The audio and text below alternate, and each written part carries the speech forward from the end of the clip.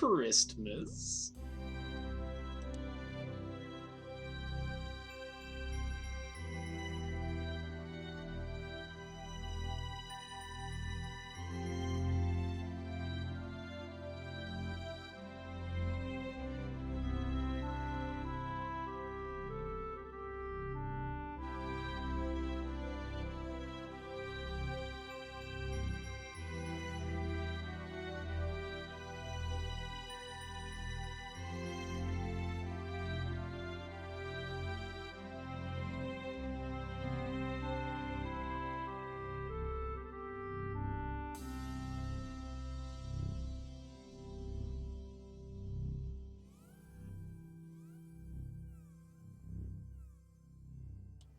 Hello one, hello all.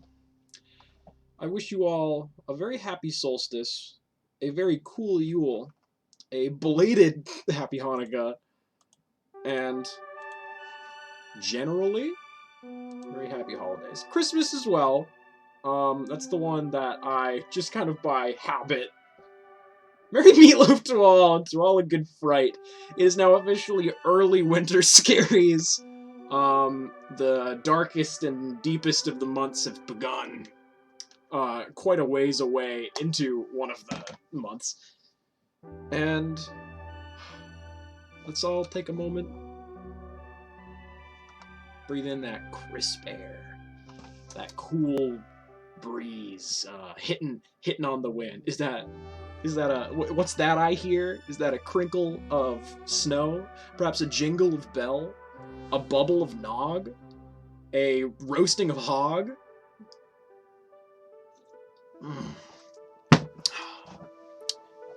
This very well might be my last stream of 2021.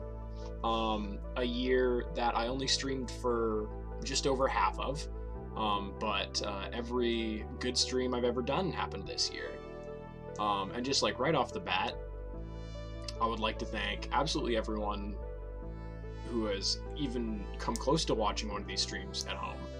I would like to thank everyone who's come on to one of these streams, all the people on my Discord, got M3, Talnan, Alex, David, Henry, Reese, Jacob was on, Simon was on, Paige, one of the earliest guests that we ever had hanging out, Vibrant, when Emo Primo and motherfucking Big Poppy Arcane came to my window to deliver me a sandwich. Those are guests on the stream. Vibrant Ferret brought me at Arizona one time live on stream. That's a guest. Thank you all very, very much for the amazing support this year. In 6 months, I got to 89 followers, which, I'm gonna be real, I didn't know if I would get past 50 in, like, my first year. I just want to keep making cool fucking shit for you guys, and cool shit with you guys. So, that being said... Oh, I should, 2 shots of vodka. Just gonna run through all these ones while I get myself something to drink. Well, it only did some of them, but I never get to get the gift.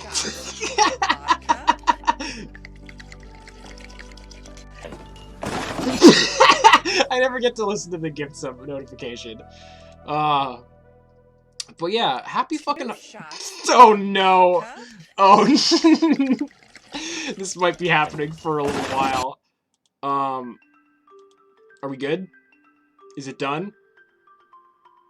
2 shots Fuck of me. vodka. Oh, this was a mistake. This is what I get for being merry. This is what I get for being Christmas. And this is what I get for having the support. Oh god, it's still happening. For the support of the viewing audience at home and the brewing audience here in the Measly Media Studios. What's cooking, boys? And Merry Christmas to you all. Merry Christmas. Merry. Oh. Very scary. All the notifications for all the subs that just came in, unprompted by me, of course, have now gone, and I can hear myself, and I can hear my compatriots. And I'm gonna turn off, well, I'm gonna turn down the Stardew Valley, winter OST, and simply, how do you loop a video? Right-click loop. Fucking internet master today. Wow. Yeah, let's see if we put can. my phone on silent. Let's see if we can There get we you go. guys visible on screen. Oh, OBS, don't crash on me now. That Uh would be unfortunate. oh. Uh-oh. Are we still?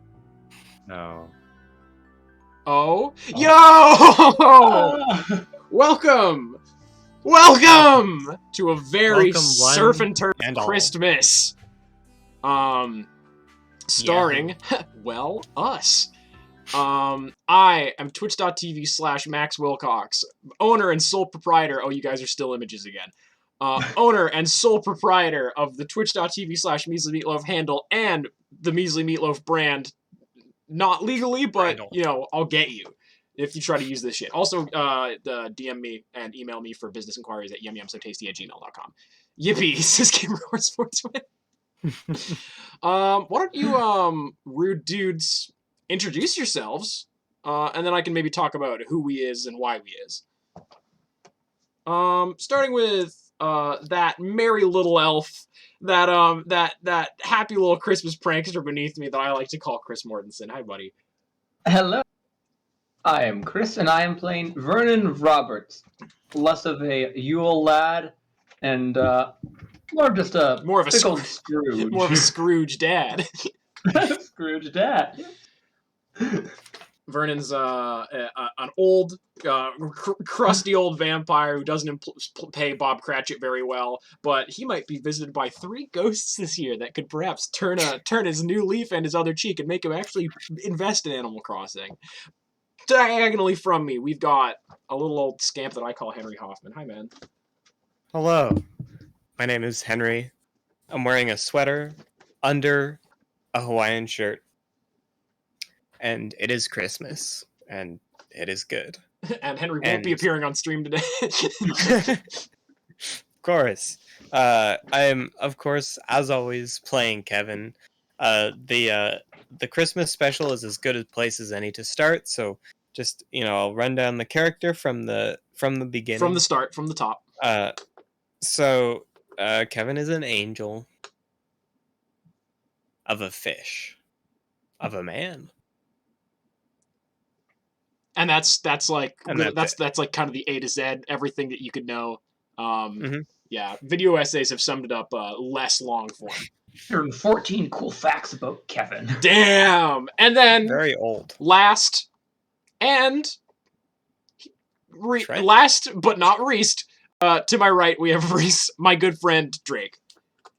Reese Cottrent. My good friend. Trent. That's cute. My good friend Trent. Of course. Yeah. Hi, I'm playing Trent Cottrey. Local demon lover boy. Man about As in, town. he loves demons, not that he is one. But, he's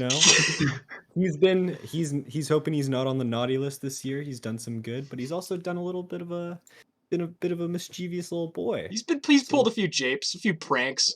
We'll see what Santa gets him. Let's see what's on the docket for this guy today. Now, I feel very little need to introduce some of the broader strokes of Surf and Turf, mainly because we might not be hitting on a lot of them, because today is all about the spirit of giving and the spirit of the Northwest.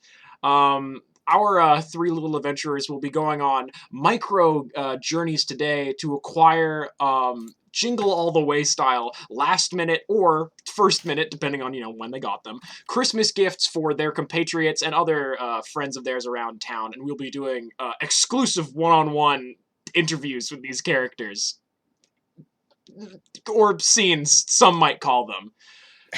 Now, this does not only take place on December, let's call it 23rd, of the year that Surf and Turf takes place. You may recognize that this is a Department of Form from our current arc, which is Surf and Turf Earworm. That's going on the back burner for at least a week, for a little bit of brevity, and stuff off, my plate around the holidays, and just for like a little bit of fun. It has also been a tradition at my D&D table to do a Secret Santa style gift exchange for fucking what, like 5 years now, Reese? Maybe? Yeah, Yeah, I'd say so. something like that. Yeah, this is something that I've been doing for a good old long while. And I don't expect to stop soon. And in fact, we're continuing it today. So this not only takes place post-Earworm, this will likely, in the causality of events, take place post-Arc 3 as well. So whatever boons and gains that our characters acquire and give to each other this session will not come into play for a little bit of time in the continuity of the show. So it's a little bit of a power jump in the future, so we can keep them all vulnerable and, skinny in the current events. Now, one might say, oh, this kind of kills the tension of the show because now we know none of them can die. And I say, forget you thought that. Now we're going to be cutting... It's just not true. So, hey...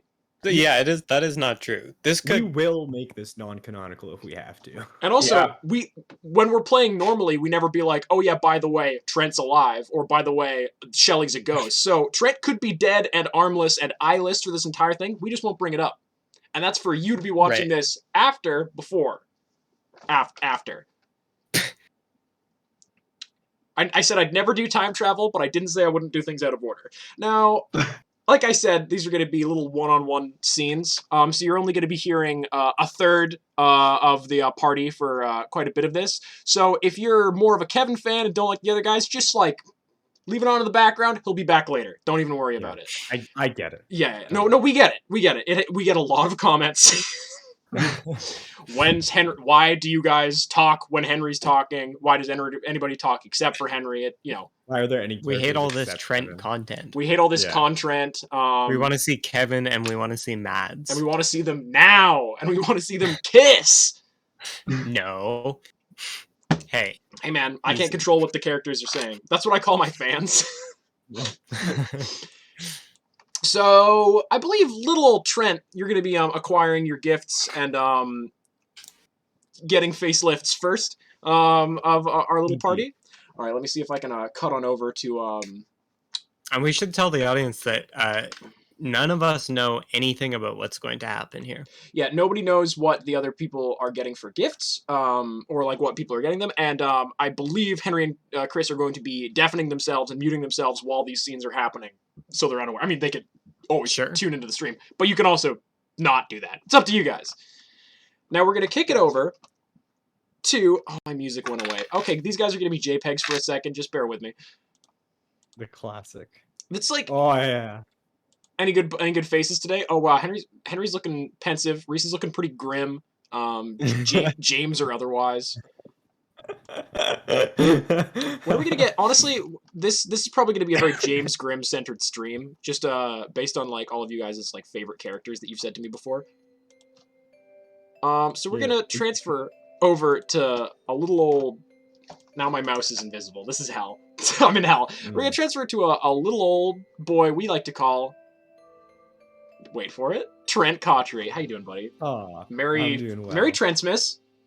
Merry Trentsmas. So right off the bat, tell us a little bit about what Trent thinks about Christmas. Is it the reason for the season for him, or is it just a seasoning on his broader December plate? I'd say he very much enjoys it. He grew up in a household that was real big. Matching pajamas, of course. Yeah, absolutely. Yeah, just, the most, cutesy kind of things possible. Yeah, very small town, wholesome living. And speaking of which, we're going to cut to where Trent is currently staying this balmy... December 23rd. And again, anytime you're picturing an outdoor scene, do remember that this is California, so it's probably 14 degrees Celsius outside. Trent, it is early in the morning. You have just woken up from a very restful sleep in your childhood bedroom turned the guest bedroom at Casa Cottery in the very spurby, more comfortable parts of a cabaret. It is very warm from the old baseboard heater rattling away in the corner of the room, and your girlfriend Amber is laying in bed next to you, and your cat Maltodextrin is lying betwixt you on a little pillow. What does Trent do first thing this bright and early morning? I will say that Commander and Shears is closed today, and you do have a plan to meet up with a couple buddies later. Maybe should have discussed where you guys are going to be meeting with the whole party, but we'll figure that out in a little bit. To do a little bit of a gift exchange. And I don't think you've gotten your gifts for Trent or for Vernon and or Kevin yet, have you, Trent? No, not yet. So what's Trent starting his day with? Trent is starting his day with making 2 cups of coffee, one for him and one for his girlfriend, Amber. You go into your very nautical themed living room. Plants everywhere. Your mom is doing a big puzzle on the floor next to the electric fireplace. It's quaint. There's probably like a snow perfect. There's a snow effect like on the TV. A lot of fake snow. I think that's probably Julie's bag. Yeah. The snow gif that I was trying to put on the screen is not working. So imagine that there's fake snow in the scene. Get yourself a coffee. Your dad's fixing up a big old bowl of deviled eggs because he's doing one of his classic. He calls them polar dips. He just likes going swimming. It's not very cold around this time of year. It's not. Yeah, no. And your childhood dog Plank Cottery is lying in the corner of the room. Get yourself a nice cappuccino from your my PlayStation From the Nespresso. from the Nis Cafe. And you take him back to Amber. I'm guessing. Yeah. Greeting your family. Giving your Mhm. dad a big old bear hug. And he's like, well, Petting boy, Plank. you of course, petting Plank. A good big boy. Yeah. And as everybody knows, all dogs on this show are good boys until proven guilty. So Yeah. we're keeping an eye on that one. Amber gets a coffee. She's like, "Okay, what do you have on the docket for today? I was thinking about going maybe out for a little walk if you're feeling it." Yeah, I mean, I gotta buy some gifts. So if you wanted to come with me, I wouldn't mind. I would or if you love had it. your own stuff to do. I always want to see more of Cabaret. And I didn't have a chance to last time I was in town. I'd like to maybe tag along. Who are you getting stuff for? Do you still need to get your dad that new radar? Bluetooth speaker. That Bluetooth speaker, the radar brand Bluetooth speaker. Yeah. Yeah. It's sort of like a mounted radar unit with built-in Bluetooth speaker technology. And a suction cup for the boat. Of course. Yeah. No, I got him suspenders. I think he'd like that. Yeah, it sounds. Is he a suspender guy? It sounds about good. Cool. I was worried. They're from hell, so like, I mean, they're probably like only like a little bad for him. But like, what's a little carcinogen in a guy's life? I mean, he's had worse. You smell cigarettes from the kitchen, of course. Yeah. Where are you headed this fine morning? You don't have to head out like right this second, but we're not. Let's pick up the pace. Where are you looking to head with your day? Let's pick up the gift I requested at the local pet shop. Excellent. Okay. So I have to pick it up. It doesn't need to be a long scene, just like. No, for sure. As you are heading out, you hear your mom coming back from the door. She says, "Oh, Trent, so a package just arrived for you. It sounds like a present. If you wanna save it for Christmas Day, that's your prerogative. I can put it under the tree, or I can give it to you right now." And you can see she's holding a brown box, kind of wrapped in like butcher's paper and tied up with twine. Yeah, could you just put it under the tree, Mom? That'd be great. Of course, you heading out for some secret Christmas business?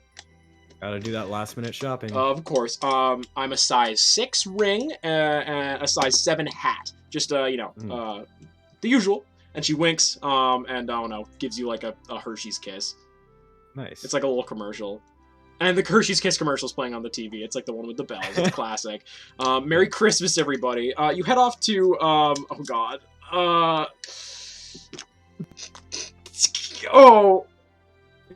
give me a second. Give me a second. Didn't have anything for a pet store. A name for a pet store. You know what my gift was gonna be, right? I thought you were just gonna go out into like the desert. Oh, really? Yeah. You head on over to, and I'll use the classic. So many images. Jesus Christ. You head on over to Dave's Pet. You head over to Chet's Pets. Chet's Pets. Chet's Pets, a subsidiary of Fishco. Where I really gotta, every time I say I'll label what these images are. Here we go. I think my dad worked with Fishco. You walk into JPEG. Oh, it's snowing now! It's a Christmas miracle! Oh, we're back. Excellent. And once again, you are a still image on my screen. You head over to Chet's Pets, subsidiary of Fish Co. You just get like going on like a nice little brisk walk with your girlfriend in the morning. And you go inside and you see Chet of Chet's Pets standing behind the door. And he's like, "Well, sir, what can I do you for today?" I placed an order special for a couple weeks back What's the name? for Cotry, Trent Cotry. Oh God, yeah, this one was difficult to acquire, but it did be something good. Now I will tell you, these are technically, it gives you a little wink. These are technically not sold in the state of California. Is that understood? That is understood. So the paperwork for this fine specimen, and it was acquired incredibly humanely. I can't say that. I have paperwork for my guys. I don't have paperwork in case like a cop shows up and sees that you have a rattlesnake in your house. Yeah. So like, just look me in the eyes, Trent. You're not gonna do anything stupid with this snake, right? Absolutely not. I myself am a diligent herpetologist. And I do think that snake care is a fine vocation and a fine hobby for any young man. But Trent, I would like you to roll plus charm to see if this guy is thinks that you're trusted with a live rattlesnake that you see in this very fine glass terrarium sitting on this table. Well, that is a 4 plus 2. That is a 6. Now, Trent, you have an ability tied to your guide about help out. Can you Oh, the power of love. the power of love? Can you tell me what that ability does? When you use help someone to help your guide, you don't have to roll plus cool. You automatically help as though you roll a 10. If your guide, blah blah blah blah blah. Same applies to you. So you get a +1 to your roll, bro. What does that put us up to? 7. Is that right? Yeah. Sorry, just gotta follow the 1. Bring the 1 over. And he looks at you, and then, Trent, what about you in this situation has keyed this guy off that you're not trustworthy? Do you like say have your maybe a buckler tied to your arm, or are you wearing a duster again? What does cause this guy to think you shouldn't own a snake? Trent's kind of sweaty because he's afraid of snakes. So you're just like, yeah, man, I can really, I can take care of the snake, man. He's just real nervous. You know, on the phone, you sounded. Yeah, I think that this is gonna have to be a no. Actually, I can. I'll cut you like a receipt or like store credit. You can have like many smaller lizards or anything kind of more your speed guy. Because I don't know if I'm really gonna get you out of here with this incredibly poisonous snake. Come on, man. We like talked about it on the phone, and here I have the cash plus an extra tip. What is the extra tip that you're giving this guy?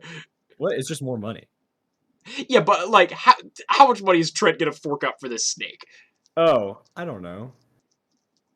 How much is the snake? Snake's like probably like 300 American dollars. Again, you were not buying the snake particularly legally. Amber just kind of like looks at you and looks at the guy, and she's like, should I Can you convince him? Oh, yeah. Yeah, no, Trent here, he has many wild animals. And I really think that, and this is her help out roll, mind you. Yeah. And then she automatically gets 10. That's not. Rolling a 10 on help out give you a 10? What? No, I'm just saying that's what her roll is. It's automatically a 10 because she's helping me, right? Yeah, which still put your action to. Anyways, this is the previous help out roll that we talked about. So you will have to like giving money is not going to be enough to get the snake off this guy. Is what I'm saying. Okay. I'm relying on Amber for this one. Like she's the one that helped me out to get me to the mixed success. A 7's not a mix. Oh, it is. Fucking Jesus It Christ. is a mixed Oh yeah. success. Okay, here's what Amber does. Sorry, good stream, everybody. It's been a long day. Amber looks at you, looks at the guy, and she says, actually, this man is a stranger to me. We've not met before. And the guy's like, okay. And she picks up the tank and leaves the store. And this man starts chasing after her. She's running down the street with this tank. She takes a corner and disappears. He's like, so you didn't know that lady, right? Holy crap, that lady just stole an extremely poisonous snake. All right, I called the cops, and there's gonna be a lookout for this snake. Lady loose with a snake. You search for her.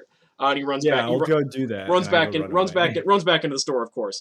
You have Jesus Christ. I will say, Trent, you have acquired a snake. Excellent. And that's big for you. Where are you keeping this snake? You meet up again with Amber a little bit down the way. Yeah. Where are you I'd say that we have Amber's Jeep, so we just put it in the back for now. We have to take it somewhere. Amber gives it like a mouse. Nice. Yeah, it is. There's this beautiful amber-eyed, diamond patterned snake, just very stilly sitting in this tank and looking at you. In the back of this Jeep. And does Trent feel cool about his movements today and his I would say he feels chills. I don't know about cool. Didn't pay for the snake. I'll say that. He also did. Yeah, that's pretty cool.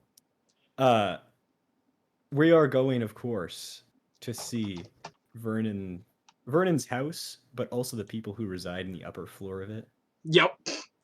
The werewolves. You go on a lovely drive, continuing through the outskirts of town. Let me just do I have my Where's my Christmas music? Where did that stop playing? There. That's going on in the background. You go off on a lovely ride through town. And driving past, you go past Commander and Cheers, which is have been closed for a couple days around the holidays, just for folks to it can't be closed every single day, but it's taking more days off, and it's Tuesday, regardless. Does Commander and Cheers have a Christmas staff party? No, because a lot of that money goes to Daniel's birthday party. Yeah, no, it's a Christmas and probably an Easter thing. Big Easter banquet. But that's I see that with Daniel. He's a big Easter guy, yeah. And he's a big spring lover. Catholic to the core, obviously. This entire time I've been trying to get this image up. Going to Vernon's grimy little hole. Oh my god. I've never been down in that grimy little hole. I'm gonna get down dirty in that grimy little hole. Down and dirty in Vernon's grimy little hole. Where is this? This is dangerous because we don't have Henry to tell us to watch it. Yeah, so we can really it's really when the Henry's away, the little pranksters will play. The little boys will play. Where could I'm aghast. Don't worry, we'll fix all of this in post. Yeah, we'll get our editor to deal with this shit. Thanks for this is the first time I've had to do so many weird little scenes like this, so thanks for being patient with me, folks out there in Radio Land. You're not down the basement, but you pull up to the large shack of Vernon Roberts up at the outskirts of town, amidst the dry wastes of the beginning of some pretty rocky, fucked up desert. And you see that there is a large team of werewolves. You know they're werewolves. Just chilling out on the porch, all drinking a big old porch pack of beers. And having just a nice little Christmas time. And Mariana, leader of these wolves, is sitting on that porch in her rocking chair, and she's like, "Oh, Bent, or fuck." Hey, Mariana. Are you Kevin or Trent? Trent. Cool. What you're for the big man? He's not in. Oh, perfect. I actually I got a gift for him. I was wondering if you could help me take it inside. Oh, you sweet little tyke! What'd you get the guy? Some handcuffs? Snake. Snake? Nice! Sick. Yo, he can't eat those, actually. That's a diet. Oh, that's cute. Oh, like a little pet? I was reading, folklore, yeah. Like a little pet? That's cute. So, you want me to just, cram it in his bed or whatever? I mean, I can help you if you, I just want to bring the terrarium, down. Oh, yeah, for sure. I can get my keys. Yeah, let's fucking go. And she just kind of stumbles to her feet, tosses a can to some of these other burly, handsome, real cut werewolves. Just beautiful people. Just kind of chilling around. Amber is like, you just meet new people when you go out, and it's nice. I like making these connections. And Mariana leads you down into the basement Y2K bunker beneath this house. And let me just cut the nice music. Oh God, where's the Vernon? As soon as the this heavy bunker door is pulled open, an ancient smell, unfamiliar to you, and yet so close to your good and dear friend. Wafts to your way, and for a second you feel like you get a little bit of tinnitus in your left ear, but it goes. You assume there was just maybe a pressure differential from this kind of oxygen tight space, perhaps opening up.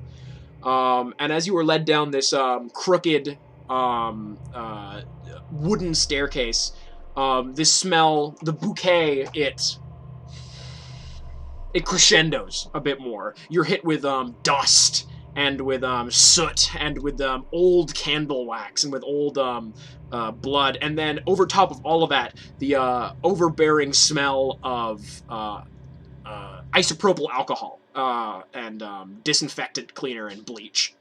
And you see where there isn't half-finished exposed concrete, there is graves dirt and the occasional worm or two piled up next to a immaculate bookshelf, next to a pristine white desk with a lime green iMac computer sitting on top of it. I look to Mariana and I go, gross. And it smells terrible. Let's put this out and get out. You place this terrarium probably just like next to the computer, yeah? Yeah. Yeah, just on the desk. And you... some fun stuff happening on a Henry screen that only me and Reese can see. And then you very quickly leave this basement, and you feel this smell kind of linger with you. And as you close that door again, and as you pass that threshold, you get a little bit of a disorientation in your ear once more, and then it passes. Amber is fucking slamming a beer with one of these werewolves. She's like, Trent, you smell great. God damn, right. You smell really good. Okay. That's good to know. Hey man, this works for you. Is this like are you wearing like a new toilette? No. Nothing different. It works, man. Like fucking high five, platonic bro. Sorry, we have to censor all the romantic stuff from this episode. Of course. Yeah, it's a lot of cutbacks. Yeah, the Christmas sponsors can't have anything above G. Absolutely, yeah. Where are you off to next on your day today? Well, I'd say it's about lunchtime, right? Or just past. Yeah, just about lunch, probably around noon. Let's grab some Taco Bell. Excellent. You're driving back into town, blasting some tunes. Popping on some the Stardew Valley OST, which is just not wanting to play. Oh, I'm a JPEG again. Let's go. Oh, let's go. I love this app so much. It always does what I want it to. Headed right back down to the seashore? To the Taco Bell. You pull in, and a new, truly alien and yet very beautiful smell hits your face. It is the smell of fried, breaded chicken in the shape of a taco shell. Behind the counter, you see friend of the stream and Measly moderator, Trudy. Last name pending. Let's call her Trudy Cautry? No. Couldn't be. She has a last name. This will all be fixed in the edit, of course. Of course. Yeah. I can't believe that y'all watch this stuff live. Trudy Garnish, friend of Kevin and a worker at the local Taco Bell. She's like, she needs a different name. A different voice. Everyone's had the same voice this episode. Oh, what's up? It's my good friends Kevin and Amber. Trent and Amber. Hey, Trudy. What can I do you for? Sorry, you these got guys in that- line don't matter. Well, you come up here. You got that secret special order that I asked you about? No, I'm About a afraid month I'm ago? afraid we can't bring the potato items back onto the menu. I can cook you stuff at home though if you want me to just like come over for dinner. I know all the recipes. No, sorry. No, the other thing I asked. Ah, shit. Yeah. Again, Yeah. this one might take a. How about we step into my office? And she just kind of like ushers you just behind the counter, and she's like, Mike, cover me! I'm going on break. And just like leads you back into the staff room. And Amber is ordering herself some food from this very very young teenager who has stepped up behind the counter. And she's like, now I gotta tell you, this could amount to I technically signed an NDA when I started working here, and I can't really give away either trade secrets, mailing lists, or stuff like that. However, our delivery guy owes me a big ol' favor after I covered his ass for like I don't know what it was that was in the diced cabbage that he sent us last month. It was not cabbage, but you didn't. When was the last time you ordered Taco Bell, not. Trent? Not within the last month. Cool. It's more of a summer thing for me. Yeah, it is late winter scaries. So yeah, it's early winter. I work on the Gregorian calendar, or the Julian, whichever the one that we don't use is. Julian is the one we don't use. If you want to get like wholesale dew, and like just the syrup, and then to mix it into with your own water, this will I will say that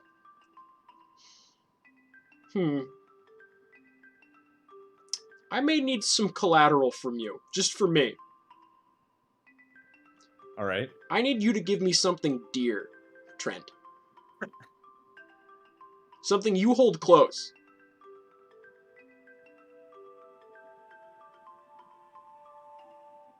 Why? Just for... Cause I'm really sticking my neck out on this one on you. Cause this shit could go south for me. You don't know the people that we work under.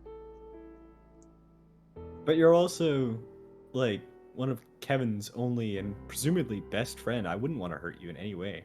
You're not the one that's gonna be hurting me, but I need to know that you're gonna be fucking reliable on this one. If you want to get out of this, I would like you to roll and manipulate somebody. You can't. I would like to. You can't talk. roll and You manipulate. Reese can't talk his way out of this, but Trent might be able to.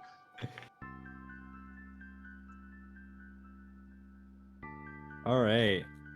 That is a 6 + 1, 7 + 2, 9. Excellent. Can Amber help me out? No, she's in the other. She's room. in the other room. All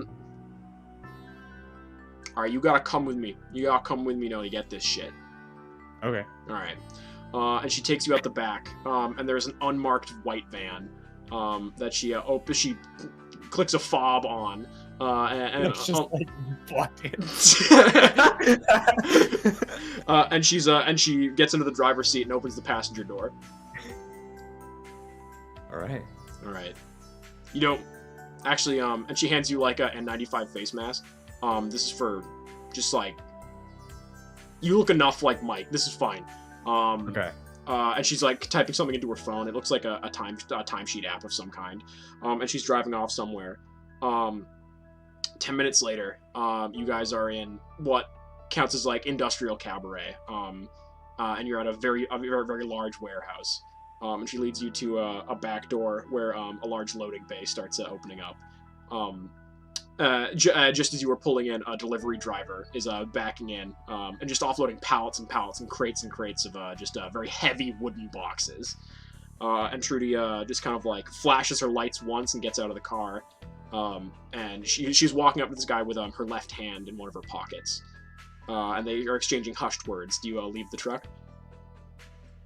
I'm gonna stand just outside the passenger door and like lean against the truck and like keep an eye on things, but I'm not gonna go any further than that. Yeah. Just try to be as big and intimidating as possible, for sure.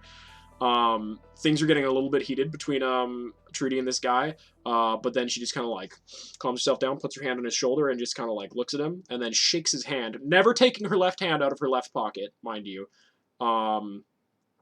And then he kind of like nods and looks at his tally sheet for his order, and he kind of like he goes, looks like you were shorted on some of your shipments this time, Trudy. I apologize about that. Well, take what you need to and get the fuck out of here. And Trudy goes to the back of the truck and takes a very, very large, hefty, like, I don't know how many gallons it would be, but a multiple gallon jug, white plastic, Yeah. with a just labeling on top, and just kind of was rolling it over, and she's like, put it in the back of the van and let's get the fuck out of here. Roll it over, throw it in the back, and slam the doors. Then we. And you peel out of there. Yeah, and you're exactly. screaming back to the Taco Bell, and Merry Xmas Remix, everybody. Mission passed. Mission boom. Platinum, gold, silver, and you guys are screaming into the fucking Taco Bell parking lot. And Amber's waiting there with the Jeep, and she kind of like flashes her lights once at you guys, and you unload this fucking barrel into the back of your truck, into the back of the Jeep. She looks at you and she's like, "We should probably stay out of contact for a couple days just so they can't tie this back to me or to you. Give Kevin my best, and you have a safe Christmas, Trent. Have a Merry Christmas." She goes back. We walk away. And she goes back to her day job at Taco Bell. And I go for a nice, lovely coastside drive to Kevin's cabin. I will say that you are Yeah. you're planning a little gift exchange, a little meetup tonight. You do have a few hours until that, however. So where's Trent going for the rest of the day? Maybe back to his apartment. He's probably gonna spend some time with Amber. All right, where y'all headed? Probably back to my house. It's almost Christmas. Spend some time with the family, puzzles, and Of course, yeah. Amber pets the dog. The dog can't get enough of her. You notice that every time you look back at Plank, your dog, he's always chewing on some new bone, which your girlfriend's given to him. And then at some point, she takes you out to your parents' lovely wraparound ocean view deck, which Brent built with his own 2 hands. After he moved to this fucking coast. And this is just kind of like color commentary that Amber is getting from him as you're heading out to the deck. She's like, I mean, like, I got you like some like cute stuff that we can open like on Christmas morning in front of your family or whatever. But I kind of got you something for me. Kinda. Not to, hey, get your mind out of the gutter, you fucking ingrate. I swear I will. Of course. And she pulls out this little trilobite brooch, and she's like, "This is we got the little sword and shield thing going on. It's very cute. I know when you're in danger, and that's like great for me. But I thought it might give you at least a little bit of peace of mind if that went both ways." So, and she kind of like holds, she gives you this little brooch, and she gives you a little letter with it. And you see that it says, to Amber from Trent, so I know when you are in danger.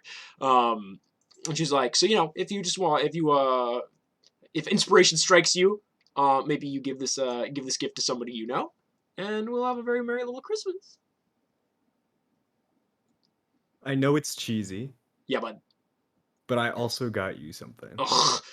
Oh my god! I know. Oh my god! I couldn't have seen this coming. At Christmas of all times. I know. I can't believe it. So sweet. What do you get me? And Trent pulls out a nice little, tasteful yet lovely bracelet with some nice polished amber. Oh, because I got baubles and gewgaws aplenty. This is great. Yeah. This is very, very sweet, and I appreciate this very much, and I love you, obviously. Let's go talk to your dad, and let's go have some nog. And then we'll see the buddies later, right? The whole gang's gonna be there. Whole gang's gonna be and there. We're meeting. Can I roll for bonding time? Yeah, of course. Yeah. This is like Yeah. crazy bonding time. Yeah, But this won't come into account for another couple months. of course. 5 plus 3 is 8 plus 2 is 10. Damn. 10 plus hold 2. And I'll erase a mark, and then the other thing I'll hold for post earworm. For post earworm. Do you want to ping the guys to say it's Vern's turn? Sure. And I we'll will I'm gonna let them pop know. to BRB so I can get myself a drink, folks. Thanks for chilling out. As we're doing so far, I'm gonna pop some tunes on, and then we'll fucking hang out further later. Merry Christmas to all, and to all a good fright.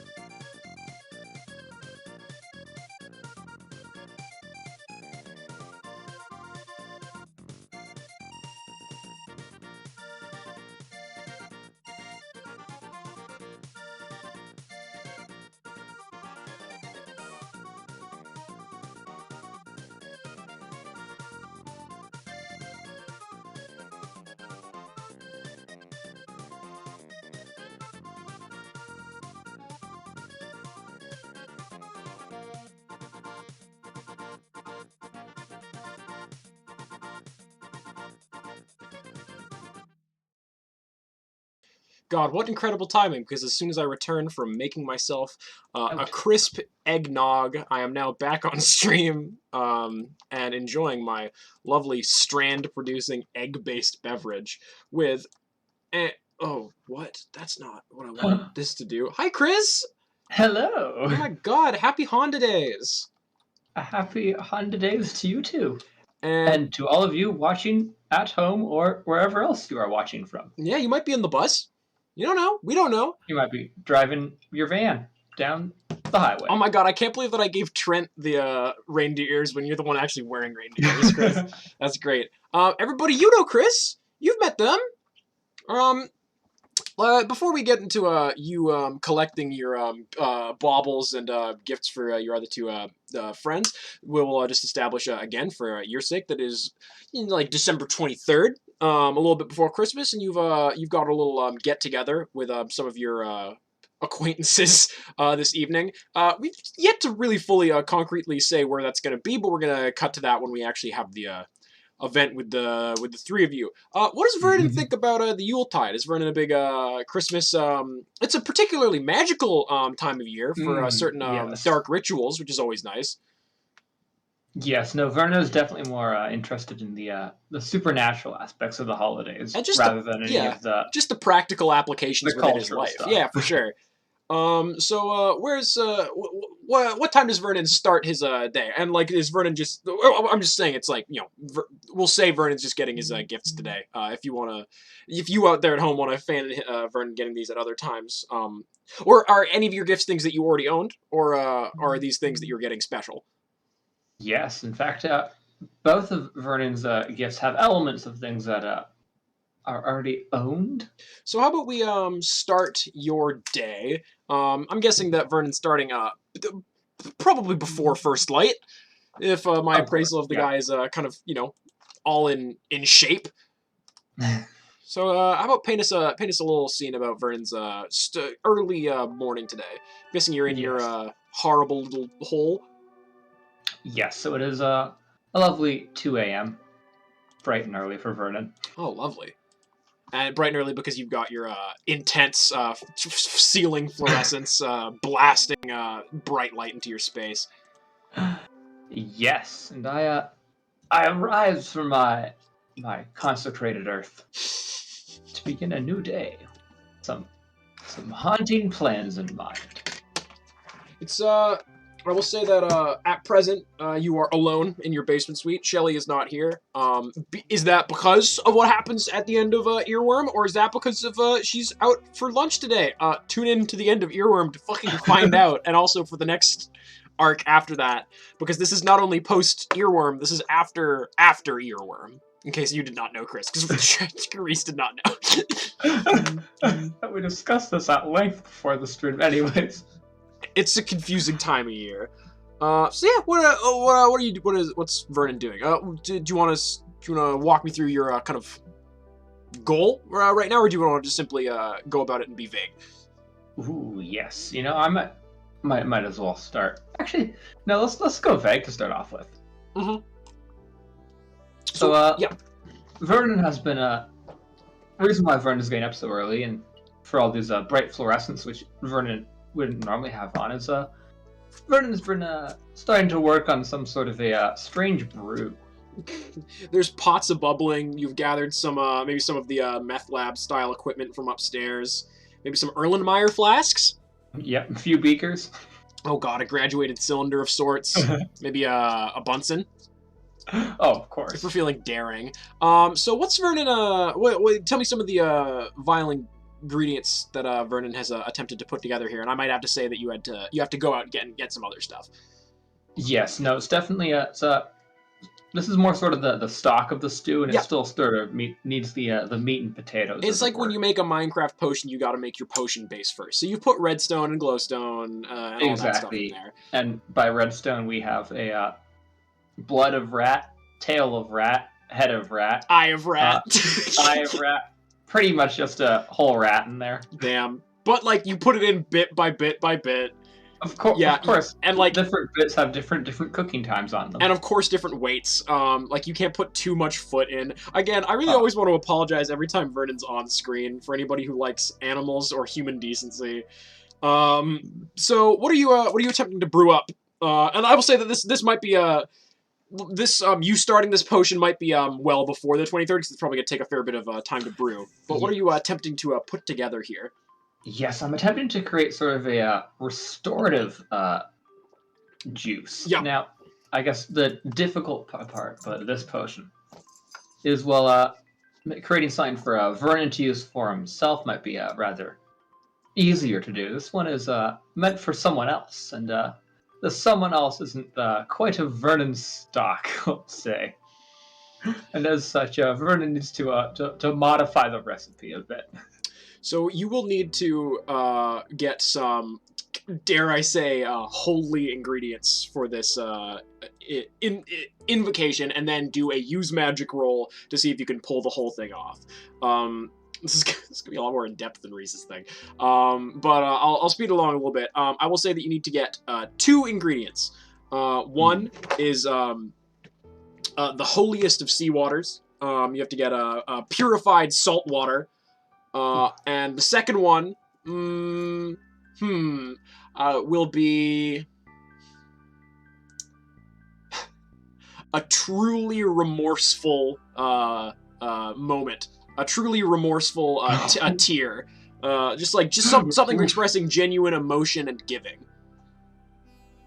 Ooh, well, I think we know which one's going to be the harder of the two.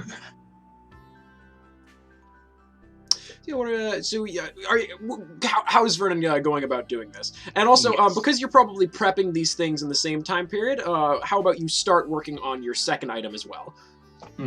Yes, so the second item, this one, I'm hoping it'll be a little easier because, well, I already have the main component of that, which is a knife, and more specifically, it's Victor Timothy's knife. And you're trying to enchant Vic's knife to do something? Like, what effect are you trying to Yes. get out of it? Yes, and all of Vernon's usage of the knife, he's noticed that it can be quite difficult to use sometimes, has a tendency to sort of slip and slide around if you're not too careful, and he wants to sort of attempt to fix that a bit, make it a bit more of a textured grip. Excellent. So you want to make it it's got a tag on it which I believe is like volatile or something like that. Volatile, and you would yes. rather switch that over to be not so. Try to remove a tag and if possible maybe make it like loyal. Yes, sir. So that will take just a lot of study of the knife and a lot of practice and a lot of just like very careful because you don't know like the origins of it. So how about you roll? Just hit me with a. Oh gosh, roll me a investigate a mystery on this knife. And then right. depending on what you get on that will affect your use magic roll to yeah. God. Okay, this should be fun. Ooh. Oh no. That's a 4 minus 1. Jesus Christ, 3. Vernon. So no matter how hard you look, and no matter like where you're reading about this fucking thing, you have no idea what the deal with this knife is. Now, I will. It just seems to have appeared. Yeah, you can take it. You can take a -1 to this use magic roll, or if you could find someone who knew a bit about the knife and talked to them, maybe they could shine a light on your situation. The one person you knew to wield the knife is Vic, who is very dead. Yes, I think. Yes, Vernon, I think might know someone. Jesus fucking Christ! And so we'll try to know someone because Vic's old gang, as it were, they used to be a group of monster hunters, and I think it might be good to visit Ramel Sailor to see if he might know anything about this. Oh, excellent. And maybe on the way you can find a remorseful moment and a drop of that pure station seawater. I'm guessing you're heading out, just sprinting on all fours as is your way. Yes, first I gotta just add some more things to the old stew. A bit of basil, a little bit of thyme, a little bit of tomato paste, a little bit of red wine, a hunk of lead. Oh, clang into the bottom of your very very large sauce pot now. So you're heading out into the world. Mariana is her and her werewolves are sitting on their porch, and they're just starting their day bright and early by finishing some work and eating what appears to be like a deer or something, just kind of on their table. They're like, "Oh, Vernon, we're just gonna run to the liquor store, get ourselves some beers, bro. You could join it in this ringing in the new year and all that. It's New Year's today, yeah." Is it? I don't think it is. We've been out of town for a fucking minute, man. We don't know where we're at. I see. Well, I'm pretty sure we've got a calendar inside. Damn. Well, we'll check that out. Can you pick us up some smokes? No, we're just kidding. We're going to the liquor store. We can get that. Hey, should you want to ride? Sure. Yes, I think that would be quite useful. So all of you clamber into the back of their fucked up and evil little van and zoom your ways off into Cabaret proper, and they drop you off in front of Ramble's house. Tonight there is still a shift working overnight at Commander and Cheers, kind of prepping and closing up because the store's going to be closed the next 3 days. It's open again on Boxing Day. And you know that Ramel is one of the closing team working beneath the store late tonight. So do you want them to drop you off there to see your friend? Yes, that should be lovely. Let's see if I can find store at night. Every image. Do you know I have just so many images, Vernon, and it's or Chris, I should say, and it really is just hell trying to navigate them sometimes. So the loud and smelly and boisterous vehicle drops you off in front of Commander in Cheers, and using your keys, you let yourself inside. Most of the actual managing staff is away right now. It's just kind of staffed by a skeleton crew of kind of prospects for future management positions. You yourself are in town for reasons. We'll see. But you're heading downstairs into the depths of Commander in Cheers. You see that there's the occasional person, like, restocking a shelf, like putting a lot of like the more volatile food from the fridge into the freezer, etc., etc. And downstairs you see a whole load of things being moved in at the last minute for they're doing ship out grocery orders this year. Pre-Christmas, people getting their turkeys, people getting their hams. The butchery department is moving around a lot of stuff. So there's a lot of frozen and fresh meat being moved around in the basement this time of morning. And you see Ramel Sailor artfully steering around a pallet jack and leading a forklift through around. He's like, "Oh, hi there, Vern. I didn't know if you were working in today. As you can see, we're getting everything in place lickety split. In fact, I think some people are going to be clocking off early. It's the holidays and all, and people want to check their bonuses. Good to see you. And can I Merry Christmas, friend?" Yes, I guess it is Christmas. Yes, Merry Christmas to you, Ramel. Now. You almost sound normal saying it, guy. If you don't mind, Ramel, if you do have a quick once you get to your 15-minute break, if you don't mind popping into my office and talking to me for a bit. Oh, no problem. I mean, I can talk to you. Sorry, no, of course I will wait till my break. Yes, absolutely. And you head into your office, and you've got a lovely little snifter of blood left over in your little mini fridge there, buddy. Maybe take a little drag off that. Of course. Can't believe I spoiled myself by leaving myself a small cup of rat in here. God, it is Christmas today. And Ramel walks in. He's like, "Yeah, what can I do you for, boss? You looking for? Did you kind of miss out in the office Secret Santa and don't know what to get somebody?" Not exactly. This is concerning other matters. Hit me with it.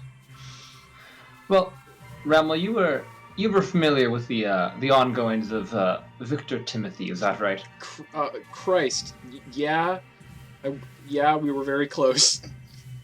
I was wanting to know a little more about his knife, and then I pull out the knife and clunk it on the desk. Oh wow.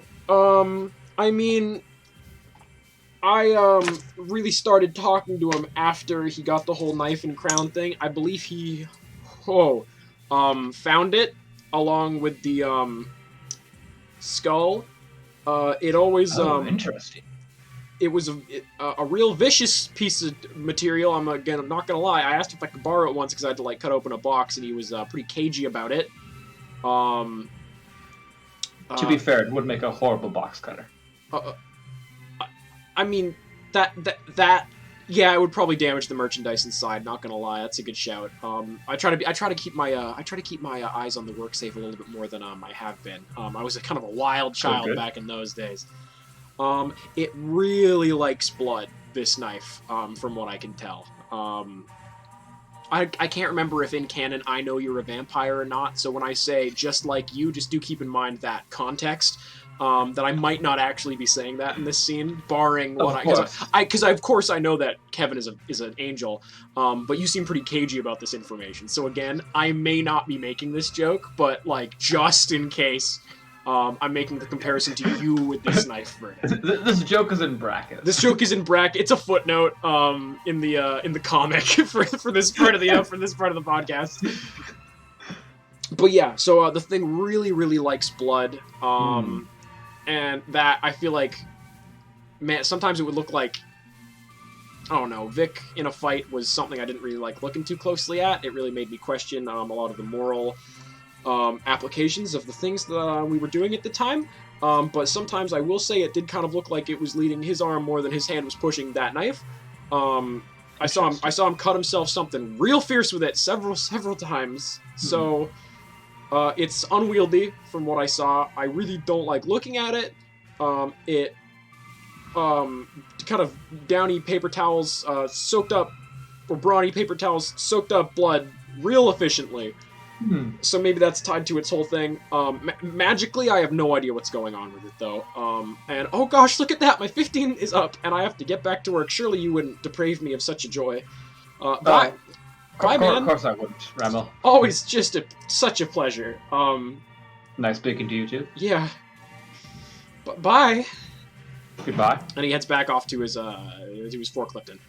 So now you know that this its magic is heavily tied to blood. Thankfully, you were already using blood for your magic, so you will not have a negative one at this use magic roll. You still have to acquire some holy seawater and a tier or a representation rather of just like genuine, because like all things like divinely like angelic come from like sources of life and like production and growth and from giving and earnestness. You have to find something that really truly represents that. Kind of the spirit of Christmas, if you will, Vernon has to find. Yes. Yes, now purified salt water. That is interesting. We do have an ocean right by which has plenty of salt water. To purify it. And of course there's an angel you could ask, but you don't want to spoil the gift. No, of course not. No, I think I've got plans on how to purify this salt water. Sick. I'm guessing you're just gonna. We don't have to do a scene of you getting water from the ocean if you don't want. You go to the ocean, you get seawater, you come back. Yes. Now. Yep. Vernon is going to try to enter a church. Oh wow. Yeah, you've got the first Anglican church of Cabaret. It's got like they're doing like it's about probably 10 a.m. at this point. I don't know. Sure. Actually, you know what? As you are walking back from the seawater, you just get a little bit of like a ping, and you know that someone has entered your basement. Oh. Yeah. Yeah. That's it. It's not unusual. It's probably probably just one of the boys. Probably one of the boys. He's probably just one of the boys heading down there. And you are at the foot of this church. And I don't have a picture for a church. What could I do for a church? This is good. Yeah, so you're in front of this church, and Vernon, vampires are more so kind of detestant of all things like very angelic. And while kind of heaven in our campaign isn't necessarily like very tied to the Christian faith, any point of like heavy belief and heavy like power like that, vampires aren't crazy about it. Same thing with the sun. So you are just like standing in front of it, and you just kind of feel just this kind of like real tingly skin feeling just like hit you, just kind of like radiating off this place. It really sours your milk. Well, I guess this is for Kevin, and I think it is worth it. Ugh. Really weighing whether this situation benefits you more than it fucking doesn't. Do you go inside? Oh, I go inside.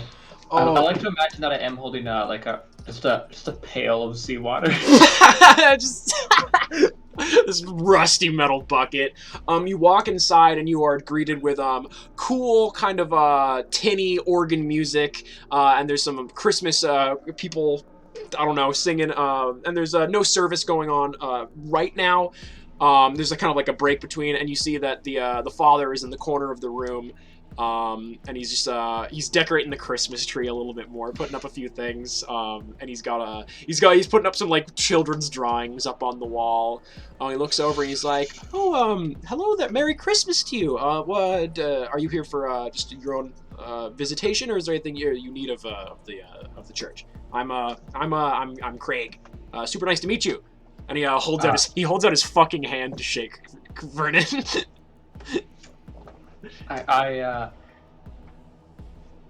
I just let it hang there for just a second too long before slowly reaching out with mine to just.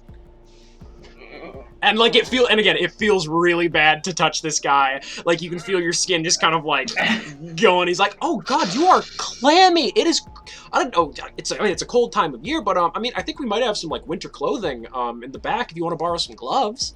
Oh, don't worry. It's a skin condition. Oh, yeah, of course. You know what? I've got a cousin with eczema. And he wears these. It's crazy. He puts oh God, I think it's like coconut cream inside of leather gloves. It's a weird little hand feel when you're shaking his hand, but like I mean, it works for him. I would check that out if I were you at the local pharmacy. But yeah, you just here to share in the good word. Well, I'm here for some. Would you happen to be able to bless some water of mine? It may seem as an odd request. You want to make holy water? I will say it doesn't come up very often in the Anglican. Is Anglican? I can't remember if Anglican. I said Anglican. Is that a branch of Catholicism? Anglican. It's not Catholicism, but it is part of Christianity. It's a Protestant Reformation Christianity. Yeah. This is an Anglican church. It's probably the only one that Cabaret's got. Oh no, I mean, if you'd rather to have gone to like a Catholic church, then like that's on you. We could, yeah. So he's a Catholic minister. Wow, already retconning. Already retconning things. Yeah, I mean, hey man, I told you, continuity's gonna be crazy right now. So you're in the first Catholic diocese of Cabaret, California. A subsidiary of Lompoc General Catholicism. And the guy, he's like, "Oh, can I ask why?" I in times of, I will say, Vernon, in which I'm sure you introduced your name to me, and if not, then I didn't just say your name. In times of emergency, anyone of the faith, if they truly need holy water, can sanctify their own water. I do have a little bit of the real Pope stuff in the back, and I know, I'm looking at the look in your face. I hardly believed it either. So there's a little bit of math that you can do with this whole thing. If any body of water is at least half holy water, the whole thing is holy water. So I don't know if I have quite enough to bless that whole bucket of yours. But I was planning on going back to Vatican City this summer anyways with my wife. I can't be married, I'm a Catholic priest. I was planning on going to the Vatican anyways with some buddies of mine, to see the sights. So I could maybe pick myself up some more Pope water, but I mean, it's Christmas. And you know what? We don't get a lot of requests for stuff like this, and it just like, I like breaking out the Pope water whenever I can. This one's on you, but we've got a potluck coming up this week, and we need a couple more helping hands. So if you could maybe volunteer, just out of the goodness, I'm afraid we cannot pay you. But if you could volunteer, I think that we can make this happen, Vernon. Again, I'm pretty sure you said your name. Yes, I did say my name. Yeah. Yes, I can help out at the potluck. What a good Samaritan you are. Bless your soul. And he says that, and that's a real kick in the teeth for you. That one you don't like. And he just kind of gives you a little bit of a look for a second. He's like, "Yeah, you should really get. You must be cold. You should really get some get some winter clothing on." And he kind of like takes this bucket from you. And he brings you like a little Tupperware container with a bit of holy water in it. He's like, if you want that seawater holy, just just make sure that this container is no more than half holy water. But you can, of course, you can cheat it with just like using it, doing like a shot at a time. But like, don't tell the big guy upstairs that I said that, right? You have a very Merry Christmas, and I'll see you next Thursday, Vern. You too. Pleasure doing business. Of course. Hey, it's not business. It's just pleasure doing pleasure. Within, of course, reason. Yeah, he kind of like waves you out very merrily and continues putting baubles up on this tree. Vernon, I'm gonna say that you've taken a total of 2 harm. Yes. From like the amount of time that you've been just being in this church and talking to this pastor. No, I as soon as I'm out of sight of anyone, I just run to like the nearest patch of dirt and like just sort of start just grabbing handfuls of soil and just throwing it at myself.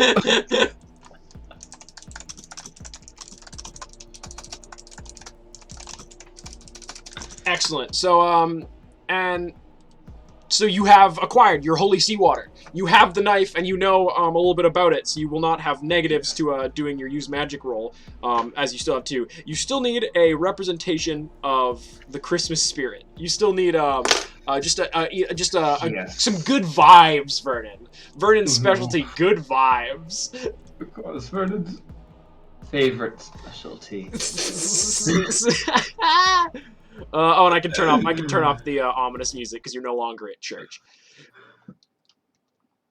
All right, I think. Also, like, in case there's anybody watching that's really confused, Vernon is a vampire. I just in case someone doesn't know what's going on, we are fine with organized religion here at Measly Media. Vernon just Vernon Vernon isn't though. So yeah, where you headed at this point? Vernon is going to be picking up another gift today. Oh yeah. Yes, and as such, he will be heading to the KFC in order to pick up a naked chicken chalupa. You get those from Taco Bell. That's a Taco Bell item. Well, Vernon doesn't know, and I guess neither do I. But that's, Well, you go to the KFC, which is of course a combination KFC Taco Bell, and you head on inside, and you see Trudy, friend of the stream and friend of Henry, or not Henry, of Kevin's, is just getting back in on her shift, and you see a Jeep pull away from the parking lot, and for a second it almost looks like it was Trent in the back of that. Oh wait, no, does the timing on that line up? Yeah, it does. So yeah, you see a Jeep driving away, and for a second it looks like Trent's in there. And Trudy's like, "Oh yeah,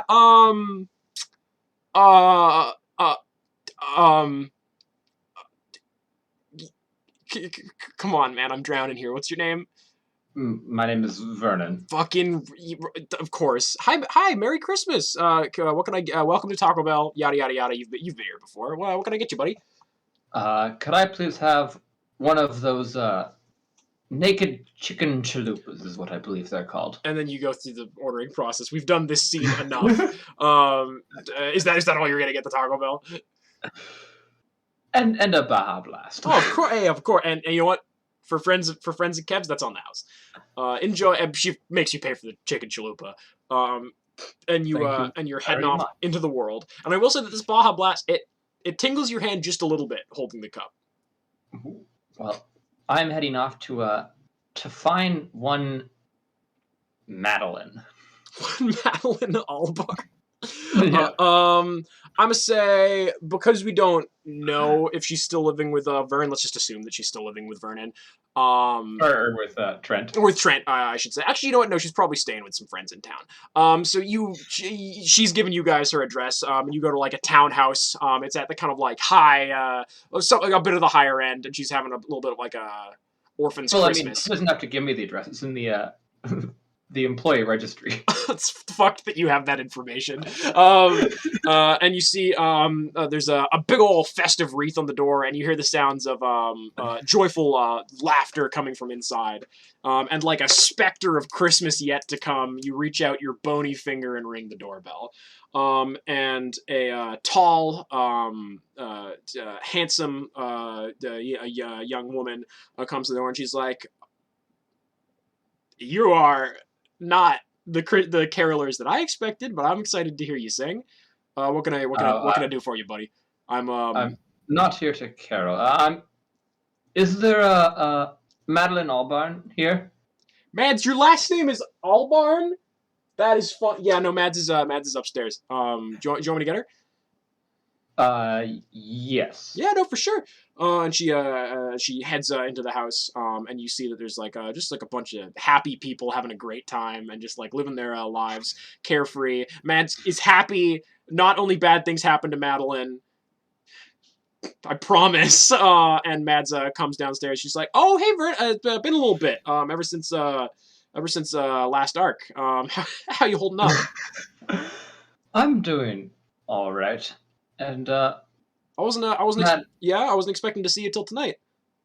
yes, I decided to get you a Christmas present, as it were. Yeah. And I hold out the naked chicken chalupa and the Baja Blast. Well, thanks, man. That's really sweet. Yes, I do believe you like these, and once again, I would like to apologize for trying to manipulate you earlier. I know it's been a few months, but I think that was rather wrong of me to do. And Now, Chris, I want you to look me in the eyes. Does Vernon mean it?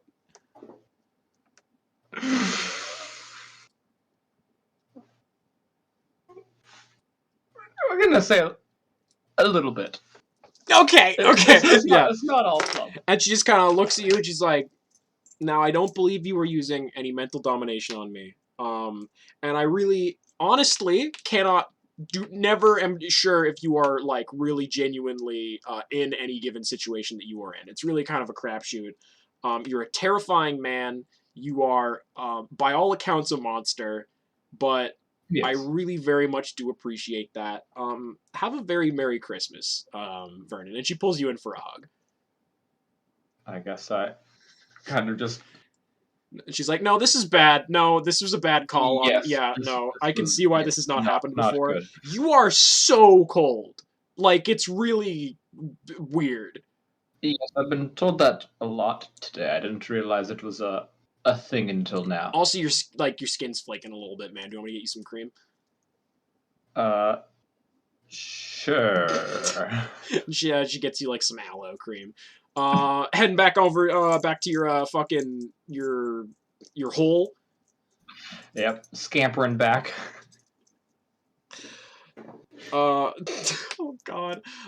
So you see sitting on the front porch, it's been like a fair few hours, sitting on the front porch is a lot of werewolves. You see 2 empty porch packs of Miller High Life and of maybe some Milwaukee beer, and they're like, "The big man's back in the basement."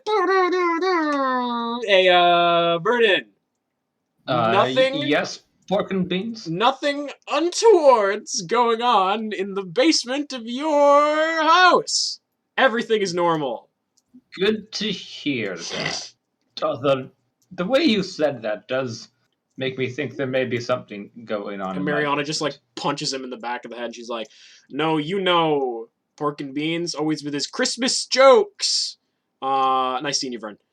Yeah, need Nice anything? seeing you Need too, anything from us? Actually, yes. Could I please borrow another test tube? Yeah, no sweat, man. We got a bag of them inside. You head into thank the sparsely decorated house. There's a lot of very clashing band posters up on the walls. There's a lot of different chemistry equipments or what have you. There's None of the posters are like aligned. no, They're God, just no. all on. It's Strange grimy. angles. There's a lot of different. There's a lot of blankets and mattresses for sleeping heaps. And you grab some just lab equipment from wherever, from this big bin, and head down into your basement suite. As you're heading down there, it smells like human, which is not a bad smell for your basement. And something else that you can't quite place. Interesting. Guess we'll have to talk to Pork and Beans about this later.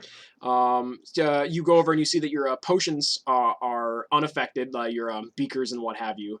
But there is something sitting on your desk next to your pristine iMac. It is a large glass terrarium. Oh. And inside is a rattlesnake. Oh my goodness. And Very good. you do know that snakes. I could perhaps extract some of its venom. You could perhaps extract some of its venom. Sadly, snake blood is poisonous to vampires. Is bad to eat. But You sit there, and you look at the snake, and it looks at you, and it sticks out its tongue as if in approval. Hello. And it then eats a mouse. Wow, I see you and I are one and the same. We're not so different. And the snake just kind of it's just sitting there in its tank. Do you keep it in the tank, or you letting it out or something? What are you doing? It seems content in the terrarium. I think I'll leave it there for now. Yeah, it's sitting in some lovely warm sand. That's Perhaps the I life. will. I'll bring over get one of the more inefficient light bulbs, one of those more heat-producing ones, Yeah. and bring it closer to the terrarium. The snake looks so pleased. Okay, so you how about you roll me 2 use magics, both with no positive or negative modifiers. You have completed the necessary components for one, and the other one's just going to be a dangerous spell with this knife. What you gonna try to do first, the potion or the knife? I think the potion, because I think for this one, is it all right if I use the add the +1 from my mystic library to these rolls as well? I guess that's. I mean, you hit the books, trying to find stuff out. So I think for the potion, that's fair, not to the knife. Not the knife. Sounds good. Yeah. And I guess I would like to add. So yes, I will be adding a bit of doing some holy water mixtures in order to. I think I'm gonna still try to have some left over from this. Just in case. Just in case. It's good to have. You never know. Yeah. Make sure it's in a tightly sealed container, though. Of course. Yeah. And I like to imagine as a representation of the Christmas spirit, there is a crumb on Vernon's pants left over from the. Just a bit of chicken grease. You like wipe off, yeah. And throw it into. Oh no, you know what? You still have a bit of that aloe hand cream. that represents just a good moment between friends. Oh, yes. You kind of splorp a little bit of that into the big pot. Yeah. Trying to keep it at a steady 250 degrees Fahrenheit. Roll me that. Roll me them bones. Roll me them terrible dice. All right. Oh, that is a 7 plus 3 plus 1, so an 11. Oh my god. So you're mixing the stuff up, and it starts steaming and getting frothier and frothier, and you start breathing in some of this steam being lifted off this thing, and it smells just terrible, and you start getting a little bit lightheaded, and you have to you gotta put this stuff into a container like now. So what do you put it in? I will say that you have a fairly large stock of it. Yes, for Kev. I think I'm going to try to put it into just a one of those a keg that has just been in the basement left over from the werewolves. Yeah, no, for sure. So now you have a keg of this strange concoction from this large pot. It is like a simmering, thin, soft, kind of a stormy blue color, and it just kind of it has the occasional like kind of shifting waft of steam coming off of it, and if ingested efficiently, it should hopefully have some recuperating effects for those of the angelic type. How about this knife spell? Tell me like what you got. Probably got like this knife like in the middle of a table. You clear away your potion stuff. This is maybe maybe a couple days before, maybe a couple days after, whatever. Tell me a little bit about this spell. Yes, so I've as part of this thing, I'm trying to make the knife a bit more grippier, and as part of that, I've got some dirt that with me, and in order to create sort of a mud, I've also got a rat, which I will be using as sort of the liquid. The catalyst and lick. Jesus Christ. Okay, roll me a fucking use magic, you cretin. All right, that is 7 plus 3, a 10. Oh my fucking god. Okay.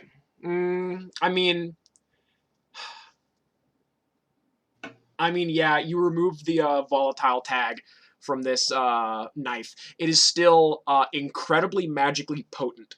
It is still incredibly sharp and dangerous, but it has maybe a little bit of a less of a mind of its own.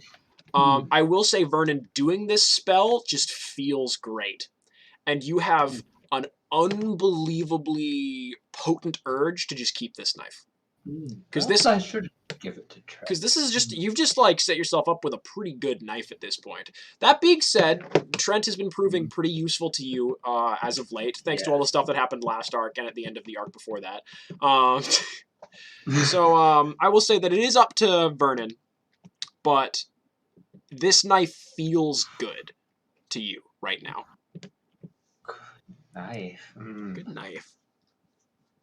I think it might be better for Trent to have it. If not, maybe to perhaps encourage him to do more, and allow me to stand back a little bit. You just get him to come out of his shell a little bit, you know. Yes.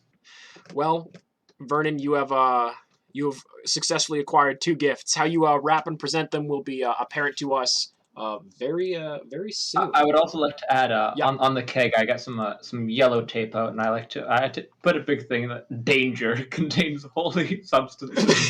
Do not ingest. All right. Thanks a million, my good friend Christopher Mortensen. I'll see you in a little bit. How's that sound? Very good. Goodbye. Do we got Henry on the horn? Hello. God, it's been like years, It's man. me. I know. Let's. Good to talk to you. How have you been? We don't do that very often. Me? I've been good. Oh, fuck. Sorry. There's still a fish on your image. Welcome, America, to twitch.tv/ sorry, the stream's like just, whoa. The stream's just now starting. Welcome, everybody, to Kevin. God, sorry. Hello, America. So many Merry scenes. Christmas. And Merry Christmas. How about just like off the bat, Kevin's been around for like a long while. Kevin, for those of you not in the know, is our local little cherub of Christmas, our little Christmas angel. What are Kevin's thoughts? Does Kevin like this time of year? Is he a big gift giver? Is he a big stocking stuffer? Does he like Honda days? Does he like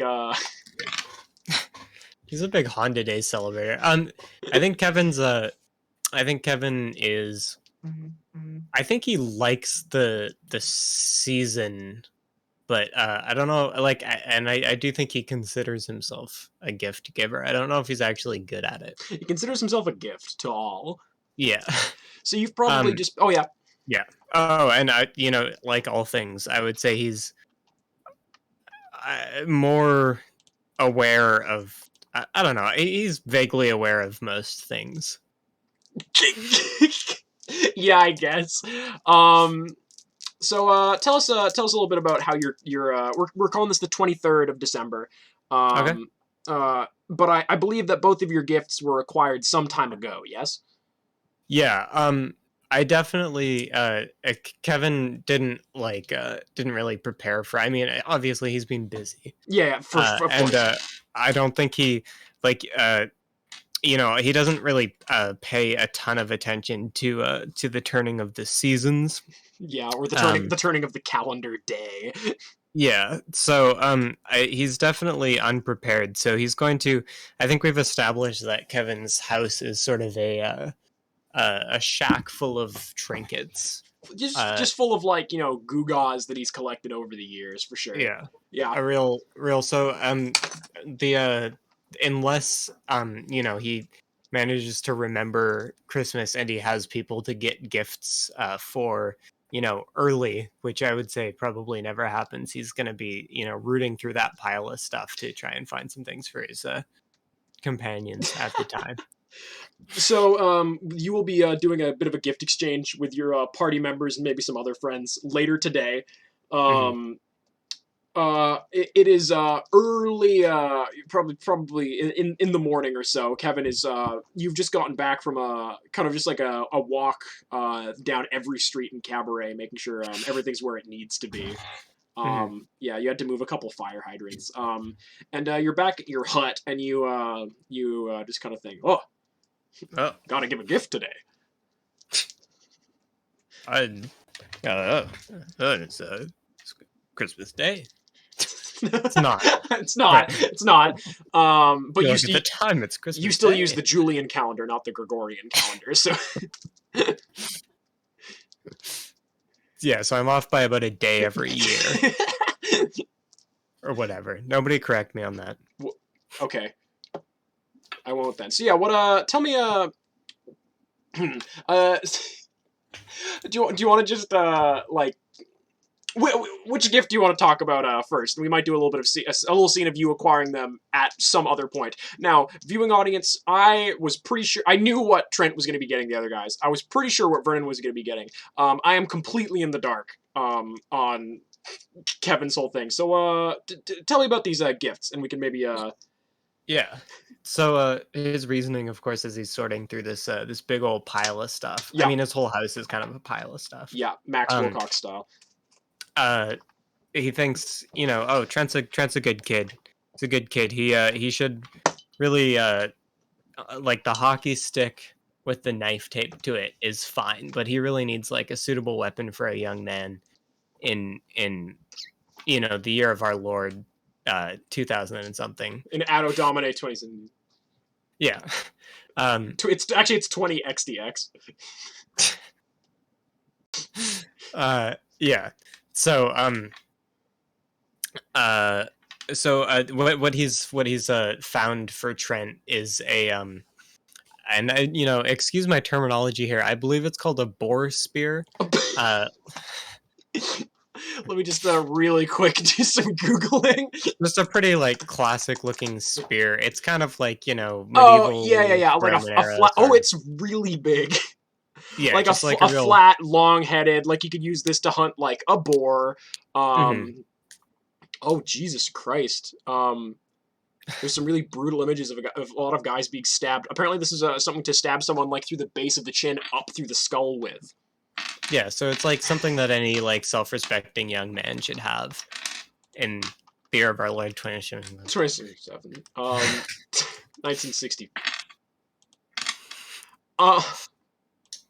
So yeah, that's the gift for Trent, and it's perfect because it's been lying around for like a couple thousand years, and I haven't found a use for it. So, the year is 1746. You actually, God, wars in Middle Ages Europe. Let me just the year is 1066. Okay.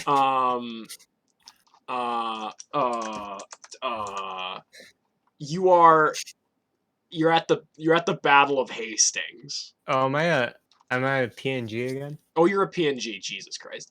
You are in Anglo-Saxon England at the Battle of Hastings. There are Harold and William, they're having their whole thing. You're not really sure whose side you're on, but you're here, seeing to the wounded in the battlefield. It's all chaos and agony around you, and you see there's a young boy with the true light of God in his eyes, and like a true glimmer of prospect, and you realize that your thousands of years on this earth have come. Your journey has come to an end, and you believe you have found this powerful figure that you were looking for. And just as that moment, as this boy races into battle to inspire his peers on, this massive spear just comes out of fucking nowhere and just really pins him to the ground. His life is snuffed out, and you've missed another one by just like the slimmest of margins. Damn. Well, fuck. That's unfortunate. I gotta. Ooh. I wonder if I can. I'm gonna go, like I'm inspecting his body here, kind of feeling for a pulse. Do you have? Do you have a dram of potent water so I can see myself off to the Holy Land? Can you see me off the way my mother wanted and tell her that I was a good boy? And he's saying all of this in like early English or whatever, which Kevin still speaks.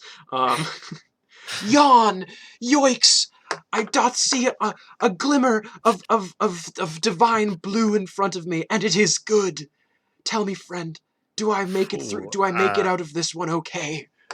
Okay, let's try, okay, I guess let's try lay on hands here. Nice. I say out loud to myself. Is that a weird roll? It's a cool roll. Nice roll plus cool.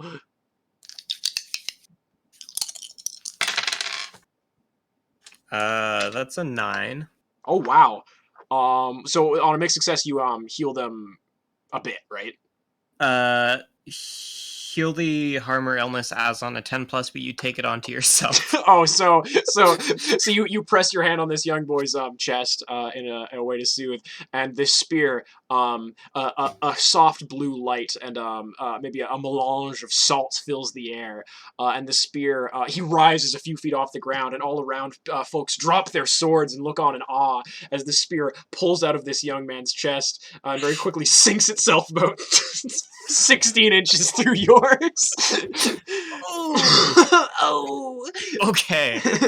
All right. Ooh. Okay. I will remember this day, my friend. Friends, let us put down our blades for these false kings and truly find ourselves into a new England, a better England. That's very it's a good. I guess I admire the sentiment. I don't know how practical this is. It's a big battlefield. I don't think word is really... Yeah, and like an axe flies out of nowhere and like hits him in the head. Oh. Don't know if I can take that one on.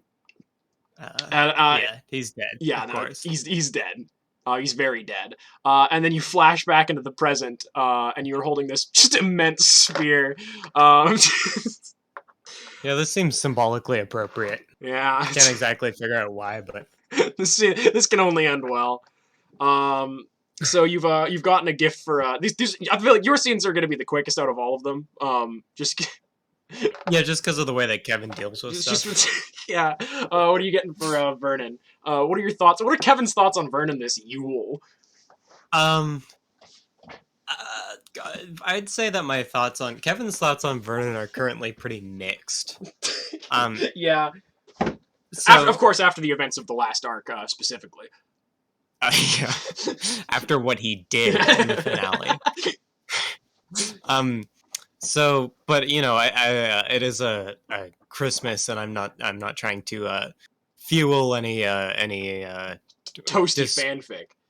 Yeah, I'm not trying to fuel any ill will. So I'm going to only ill. I uncover a fucked up little sort of it's like I'm imagining like a what do you call them? Not gremlins. Gargoyles. It's like a gargoyle, yeah. But it's like carved out of stone, and it's like small enough to hold. Okay. Okay. You just like, just pull this out of a drawer with like a lot of keys in it. Yeah. Like I think Vernon probably get along with him. We flash back to it's the Amazon River. It's 1812. And there's some you see some red cloaked figures clutching this little idol.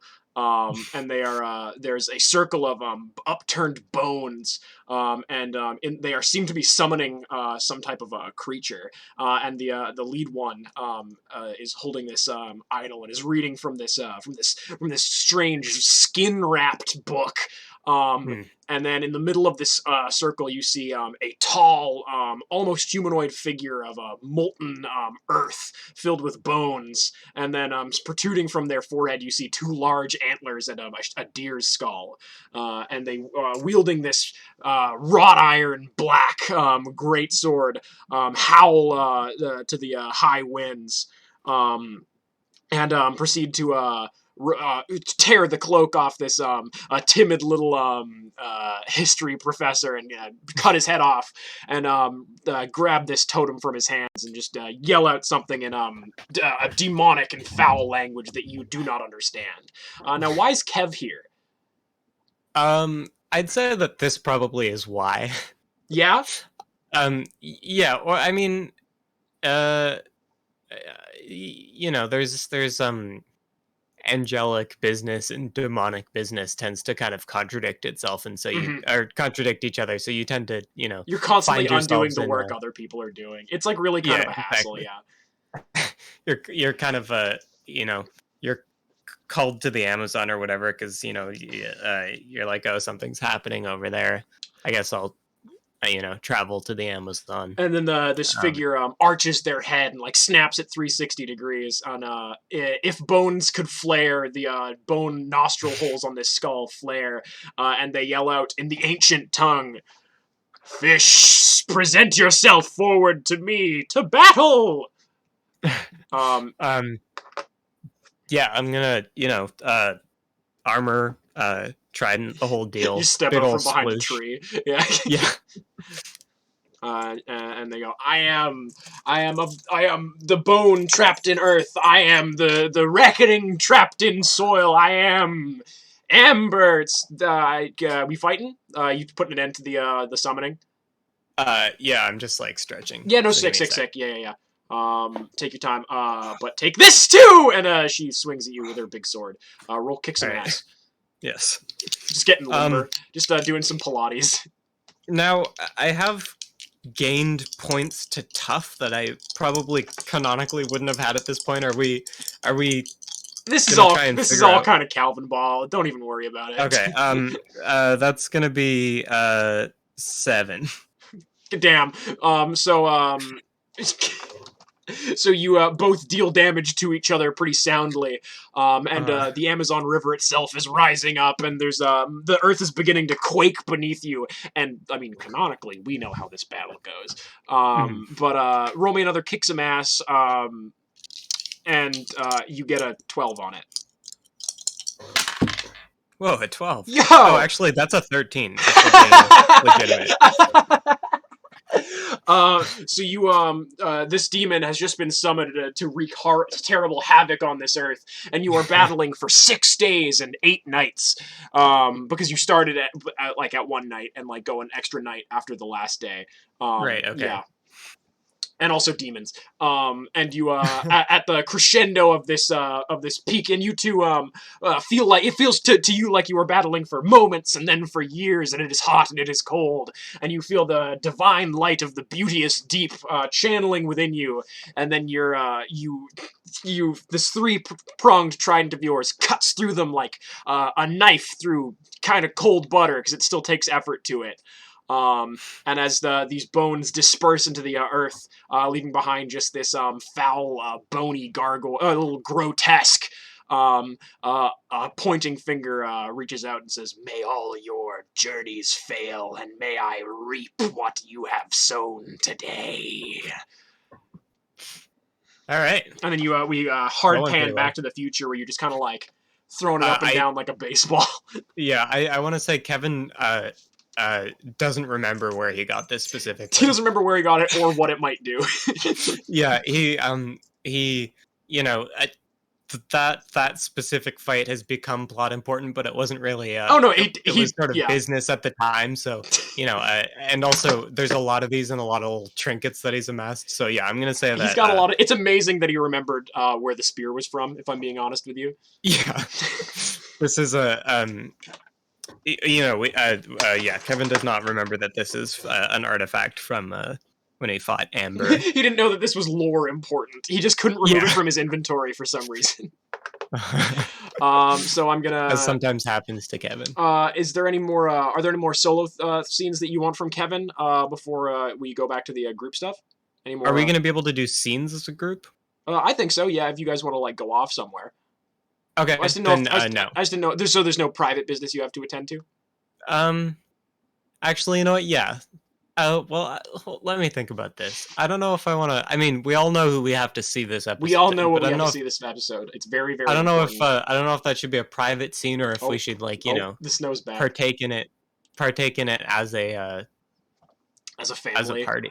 Yeah, as a family. I think maybe that's got to be a family activity. It's gonna be a family affair. Yeah. And there will also be time We'll for get to like that. there will be a little bit of a solo stuff at the end of this. For like, you know, the classic Max Wilcox end of session stinger. Actually, Yeah. yeah, you know what? Yeah, we'll see it at the end. Jesus fucking Christ. Let me just I have some things to Doesn't make a lot of sense too, but I'd feel bad. We saw such a pivotal scene in a private. if we setting. if we deprived those depraved friends of ours from this important stuff. And this is good audio, by the way. So I'm just gonna ping the boys for them to also hey man, good fun stuff. Good world building. Actually, I don't even if we said the character that we were gonna see, I don't know if No I don't one think would- he's no ever one- actually been discussed. I don't on think he's ever been talked about on stream. I just like his name. Seasons, greasons, and happy Honda days, yon ghouls and fools. It's Surf and Turf. Welcome. The stream is now starting for the first time.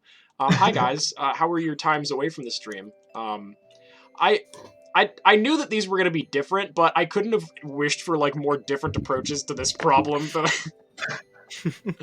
So we still have yet to figure out where you guys are meeting this evening. I mean, Christmas dinner, perhaps? Maybe a Christmas dinner of some kind? yeah.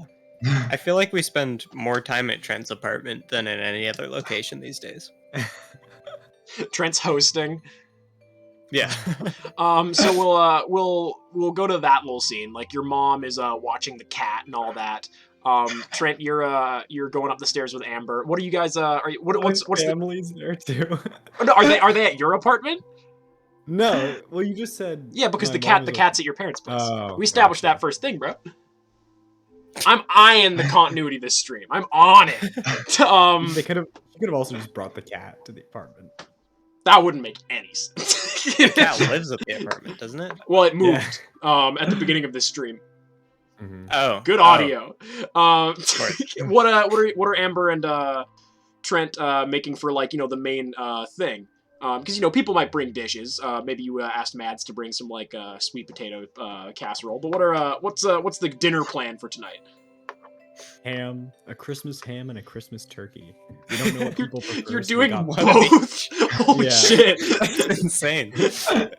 Are they sharing the oven, or are you cooking like one of them and then the other somehow? Yeah, Probably- there's going to be contamination if you cook them both in the same oven. No, there's no contamination. It's fine. You like did the ham Okay. before and you're heating it up. And It you're just seems really difficult to say, but that's It's that's the your business. Kotri family secret. So you guys are bringing in some last groceries. April. Amber's minding the ham, basting it with honey every 16 minutes on the dot. It's a honey glaze, of course. He's good. And as you're going into your apartment, you hear a little knock knock knock. Who is it? Oh, it's just a little old Fern. I wanted to wish you cats busy. This is just Daniel. What did this guy Fern, sound come like? on in. It's open. I think Fern sounds different every time we hear him. Fern That's kicks fine. off his little slippers. Doesn't matter. He's like, sorry the wife couldn't come say hi. She's on a work trip this Fern is time. married? Fern, Has she been on a work trip the entire time? this is a Yeah. separate work trip. I did make a little Yule log, and he hands you like a lovely looking box of little Christmas cookies. It's like, Aw. hey, thank you for being such a conscientious neighbor. Thank you for bringing me chicken soup when I was sick, and for bringing me remember when the power went out and we had a little camp out, had little ketchup sandwiches. Yeah. Good times. Good times. Speaking of, I got something for you too. Hold on just a sec. You little guy, you don't have to spend your And I little run to measly little the- tiny little paychecks on me. I run to my bedroom. Yeah. Sorry, kind of stumbled on that one. I was not expecting He's that. kind of fin-doming you. Yeah. Run to the bedroom and grab what I bought for Fern, which is, in fact, a fern. Believe it or not.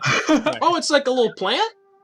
Yeah. I know you love your fish, but thought you could use a little greenery in your apartment. I mean, I'm not I was a cool guy back in the day. I'm not afraid from a little green. I've smelled your balcony every once in a while, kiddo.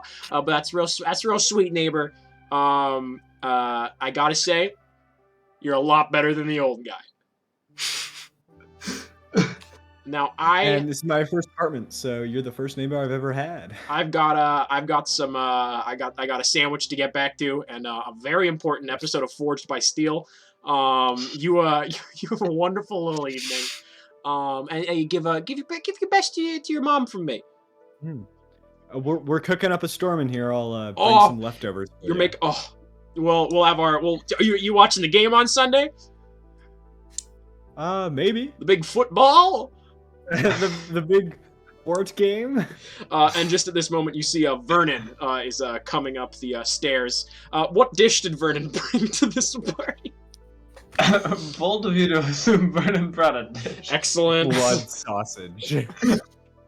And I guess he's carrying.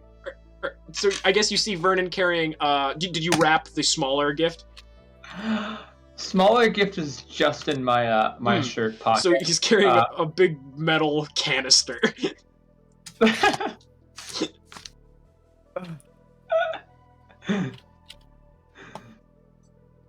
mean, you guys are the ones who are here. I can't speak for these NPCs. Hey, Vern, come on in.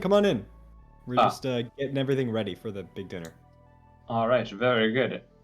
Here, I have this for you. Oh, And, I hand over the canister. thanks so much. Did you want to wait till like after dinner and we can open all our gifts together? Or... Oh, sure, yes. And by the way, the canister is mine, and I would like that returned. That was just to bring the contents. Of course. Isn't the canister for Kevin? No. Of course. It's not the canister, no. Okay, so now we've got Mads is coming up the stairs, and she's carrying some green beans, just loose. No, she's got like a nice green bean, spinach and potato casserole. I love how Mads has been adopted into the group to the point that she's coming to Trent's house for Christmas dinner. Well, as we established in Vernon's scene earlier, she's staying with some friends over the Christmas time, but this is something for the Scooby Goons. I will say, is there anybody else that you guys would want here at this time? No, I think Mads is the only one. Also, her apartment did burn down. Her apartment did burn down like a couple months. Yeah, it was a couple months ago. Like, I mean, under any other circumstances, like, I feel like the accountant of the store, you know, you wouldn't expect her to be going to the like low level stock boy. I wonder what we go 20? through in these coming months. Yeah, also Henry, you have to remember that there are 2 managers at this Stock Boys Christmas. As well. No, that's also weird. But, like, I just like the fact that Mads has also Mads is just also into just this like weird relationship that we have. She just likes you guys. Yeah. And she's sitting down and she's having, I don't know, some drinks with Amber. And I hate doing scenes with NPCs talking to each other, so we're not going to have that. And then we see Kevin carrying a sack over his shoulder, coming up the stairs. Kevin, a sack over my shoulder and a sack in my other hand. With sacking it? Or well, not a. I guess you have like sack. a really long. You have a really long tube. No, I have a sack over my shoulder and I have a Taco Bell bag in my other hand, and I say, "Welcome all, Merry Christmas! I brought an appetizer." Welcome you, Kevin. Come on in. Wait, Kevin, are you Kevin. Henry? We didn't get your Taco Bell scene. Sorry, we got 2 Taco Bell scenes and neither of them were with you.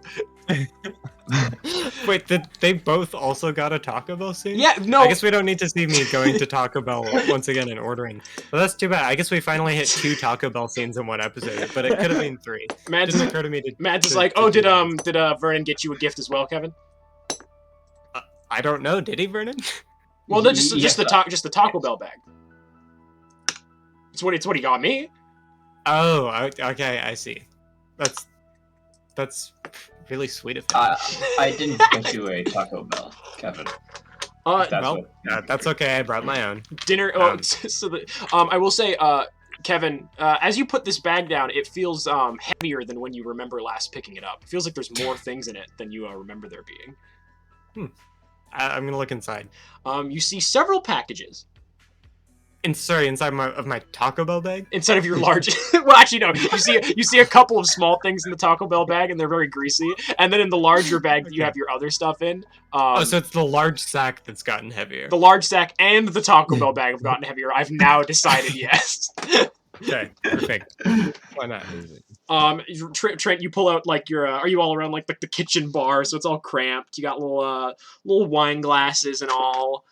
Yeah. I pull out this like wrapped cylinder that's like you can see I'm struggling to like lift it up. It's obviously very heavy. Oh, are we doing the gift exchange? No, I'm just bringing it to have it in the room, ready for the gift exchange. Yeah, Trent's carrying this, like, he's very clearly, like, struggling to carry this, like, immense thing, very tastefully wrapped. Like, very, very nicely wrapped in paper. You guys have dinner. It's lovely. Trent and Amber, maybe with a little bit of Julia Gill's to help and direction over, what? Lunch. Plops a delicious meal in front of you all. Kevin and Vernon, do you eat it? Yeah. Only the meat. I'm gonna eat everything. Amber's like, yeah, I got you some rare ham. Some choice cuts that I really did not cook even like a little bit. Thank you very much. Just the way I like it. And she pours herself from a separate bottle a tall glass of a red fluid, and offers the bottle to you, Vernon, and to no one else at the table. Mads is having Mads was whipping up some strong nog at the kitchen table. Some strog, if you will. Some strog. And it's she's in just having a great time chatting with all. What topics of conversation are you guys reminiscing about your recent adventures, the highs and lows of the? I'm gonna propose a toast to Sheriff's Deputy Ricky Hansen. May he rest in peace.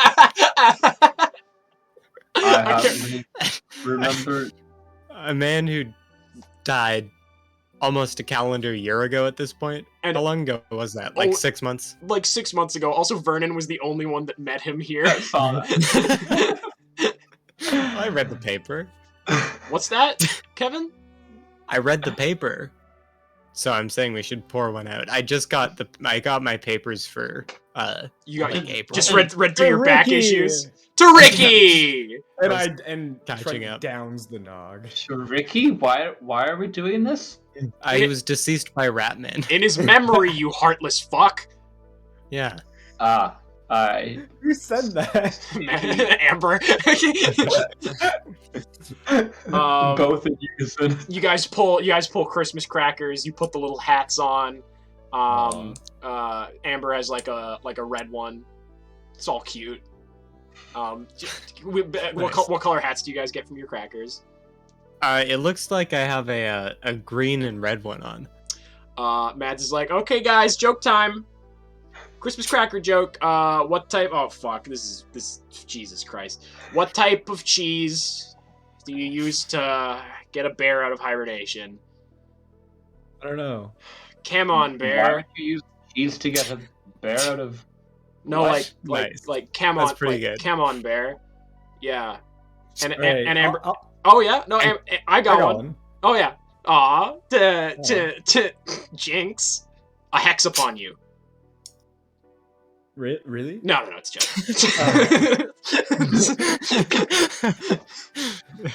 Yeah, what's your joke, babe? Did you guys hear about the restaurant on the moon? This is No. no. Great food, terrible atmosphere. Nice. Mine says No, it's funny because the moon doesn't have an atmosphere. Lighten up, Vern. I am being light. He's just All trying right, to quiet understand. down. I gotta read mine. Mine says, "You will meet an unexpected acquaintance," and then there's hold on. I flip it over. 10, Yeah. 23, 14, Of course. 36. And underneath that, So, I underneath, think part of that joke was coded. You- and you're hey trying to Kevin, decipher that. underneath that, it just has coordinates, and the words "rest in peace." Oh, sorry. There's a third side I didn't see. It says, Yeah. "This is Peter Hansen." You flip over the paper again. Yeah. It's like a Toblerone bar shaped piece of paper. Oh, I've got a with three that's sides. that's pretty fucking ominous, Kev. I'm not gonna lie. I've got another joke for us. Oh god, what disease can you get from decorating? What? Tinselitis. Jesus Nice. Christ. That's pretty good. Actually. Also, I want that everyone. one's actually really good. I want everyone here to know that I did not look up Christmas cracker jokes. These are ones I've had in the can for years. So be impressed, actually. Vernon, I was pretty impressed. Vernon, you got a joke in your little cracker there, or it's just like a little novelty pack of playing cards? Oh, I got a little magnifying glass. Well, I didn't quite realize there were things inside, and I just kind of pulled it a little too hard. And I am now just covered in pieces of paper. It's a good look Like for you. you obliterated the You Christmas just you just cracker? you shredded it with your sharp fingers. He tried to like pull it, but it just like ripped. into pieces. All right, Yeah. fair enough. Dinner is finished. Dessert is had. There's a lovely rum cake that's set on fire. By like a cool like Amber does like a fun move. Actually, oh no, Amber's about to light it. She's like, actually, if I light this, Kevin might not be able to eat it. So Trent, could you do the? Ah, thank you. Yeah, I got it. Hey, And then Mary- I get like the barbecue lighter. Merry Christmas, buddy. Merry Christmas. And she holds out some bread for you guys to break. You know, Christmas For style. me and her to break? Yeah, for sure, Christmas style. All right, I break it. Wow. If you both feel bad. I'll roll. Don't worry, I'll roll for Nice. that. Roll for bread breakage. That's a 9. 2. Wow. Oof. You get the bigger piece of bread. She's like, oh, someone's getting married first. Nice. You have dinner. It's good. You have more drinks. You put on the crackling fire on your TV. It's cute. And then you guys are sitting around on the couch, and it's now gift exchange time. And Mads is like, I mean, who wants to give a gift first? I mean, I've got this right here. It's not crazy, but I got a little gift for everybody here. Oh. Thanks, Mads. Yeah. Do you guys Alrighty. do you guys want Kind to open your gifts for me? Yeah, let's do it. Sure. To Vernon, she gets you like a real like hefty paperweight, which you pick up and then you drop it because you realize that it's like it's a resin cast of a crucifix. She's like it's like a funny little gag gift, so you could like keep it on your desk or like throw it away. That's just whatever. And then she's like, in all seriousness, and then she just hands you this little plastic bag filled with red fluid. Oh. I won't ask where you You acquired steal it it. from the hospital? Don't Like- worry. Did this hospital keep their blood in Ziplocs, bro? Hey man, no questions asked, no questions answered. She gives Kev a wooden sign that says "Gone Fishing." Oh, that's great. And Trent, she's like, Trent, this is a little mock-up of something that we're gonna be pulling out next year. And she hands you a Commander in Cheers polo. And I reach in my back pocket and I pull out the gift I got from Mads, which You is a little nice weirdo.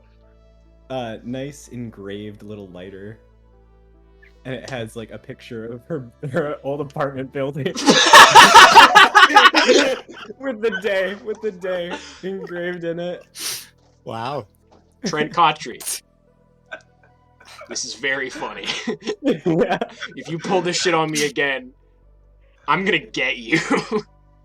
Merry Christmas, buddy. I just thought you could use it to spark up in my bathroom again. Yeah, I'll use it to burn down your fucking apartment. Like, Jesus Christ, man. Have we killed Mike yet in the timeline? I'm not. I'm a little iffy on these things, Kev. If anyone, God, I'm the asking most iffy Kevin. about everything about this. So I'm gonna say yes. I think. Zamzog. Didn't he get like really sweaty in his office and just pass out? That means he died. All right, who wants to give gifts next? Oh well, I'll give one to Mads. Aw, Kevin. Kevin. It's not wrapped. Oh, and but, sorry, Mads gave Amber. Oh God, what would Mads give Amber? I mean, they're drinking buddies, right? Yeah, Mads gives Amber like a really nice bottle of whiskey. I'm gonna give Mads a like very nice ornate like engraved small dagger. Oh wow! Oh wow! Holy! Whew. That's 2 engraved gifts in a row. What's the kind of era on this one? I'm imagining once again. Kevin's out of doing some character googling. know almost nothing Yeah, about. Let me just figure out how to spell medieval. I know almost nothing this about. has been like, the worst stream weapon for history chronology. shit. Yeah, like this has just been bad for that. Yeah, I'm gonna say like I don't know, more or less medieval, kind of a fantastical like little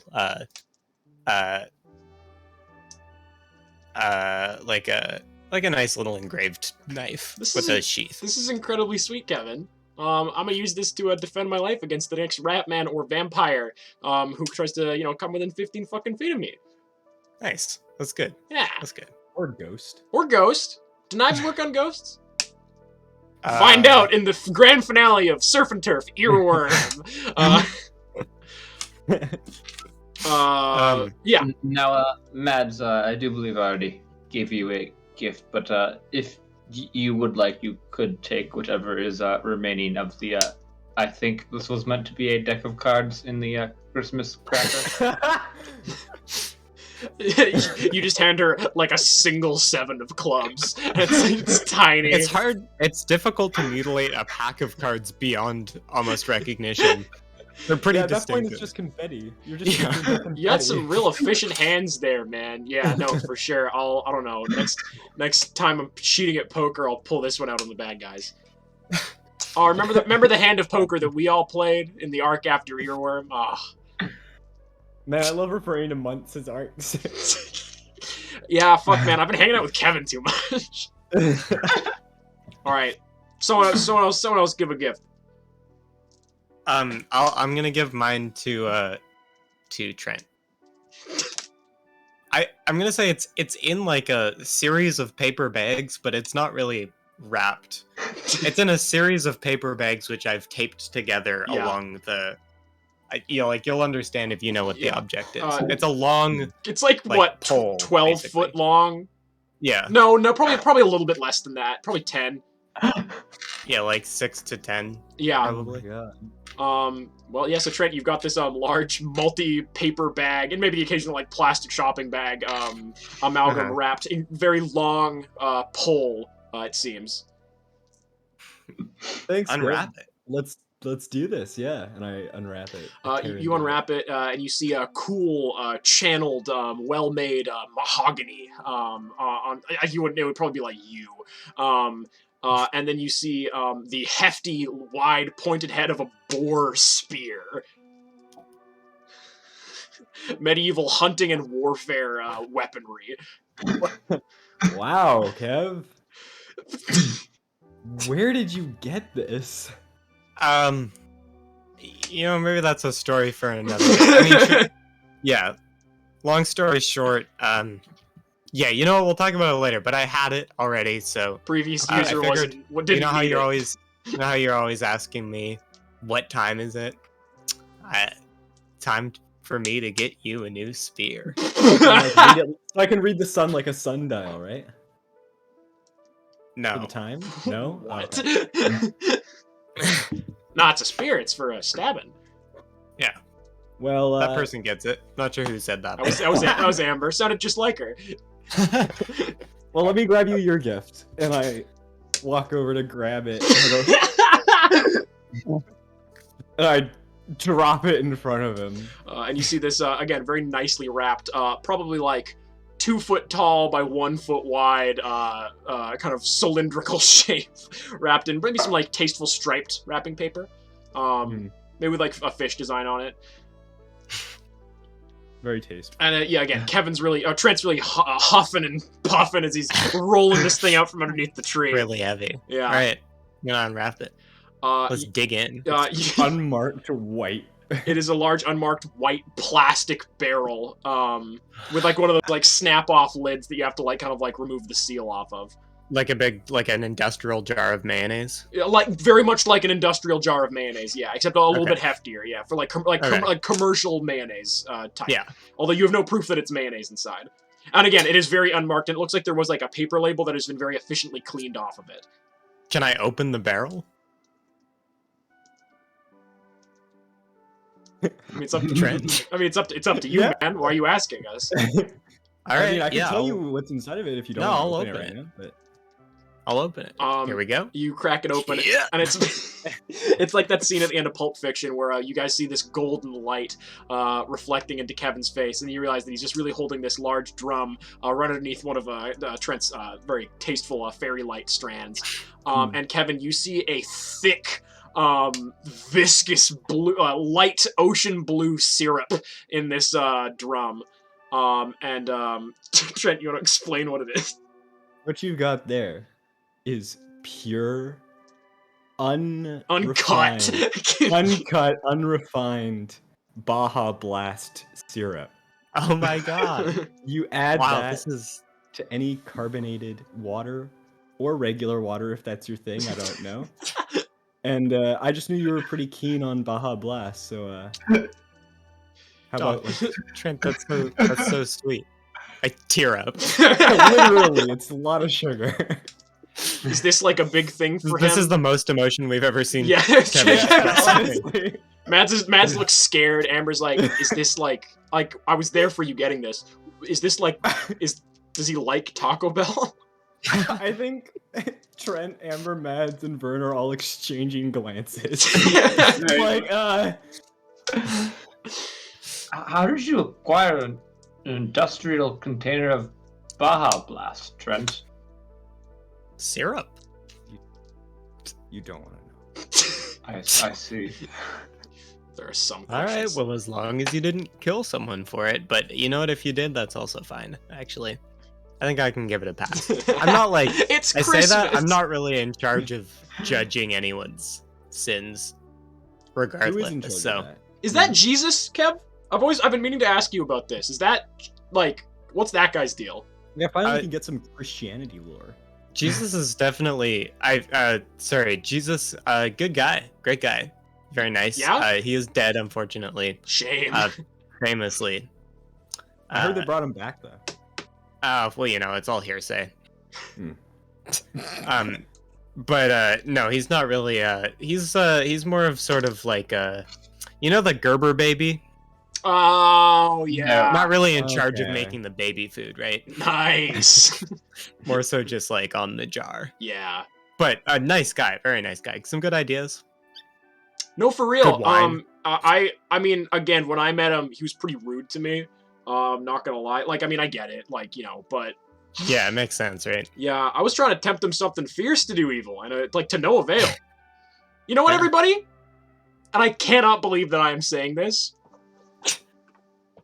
To Jesus. I'll drink to that, and I down another entire glass of that spiked nog. Yeah, didn't like doing that one. Not gonna lie. Vern, did that I also ladle feel a bad glass for you? of the syrup and just knock it back without Oh diluting. my Oh wow! Holy Kevin is now floating 1 inch off of his chair. All right, who's giving a gift next? I didn't know it could do that. Actually, Amber's like, hey, while we're Slimy just gave us a 2 Jesus in chat. You know what? While we're giving gifts, Kevin,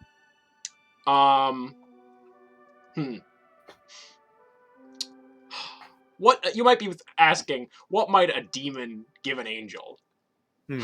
And I was really racking my brain on this one for a long time. And Kevin, this is for you. And Amber gives you a necktie with some dogs on it. Ah. Thank you. Yeah, no, for sure. And Vern, these That are really that goes with that. This actually goes perfectly with my outfit.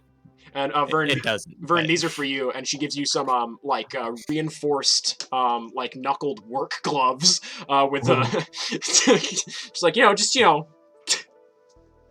Nice. yeah, do what you will. And if if evil deeds are done, I'm that's my Christmas bonus, right, guys? And you didn't hear any of this, Kev, right? No. Nah, of course course. not. Well, I don't know if you've ever heard anything that I said. Good. Kevin's still vibrating from the syrup. All right, who's giving more gifts? Well, Vern, I don't actually have a physical gift here with me, but I talked to Mariana and we arranged to have it there for you when you got back. So it should be waiting for you. Oh, is that the rattlesnake? Yes. Oh, I was reading some folklore online. I don't know how accurate it is, but I thought it would make a good companion. He was on Twilight blogs. Like, I'm not gonna lie, they give like a really good breakdown of like some aspects of more niche vampire lore.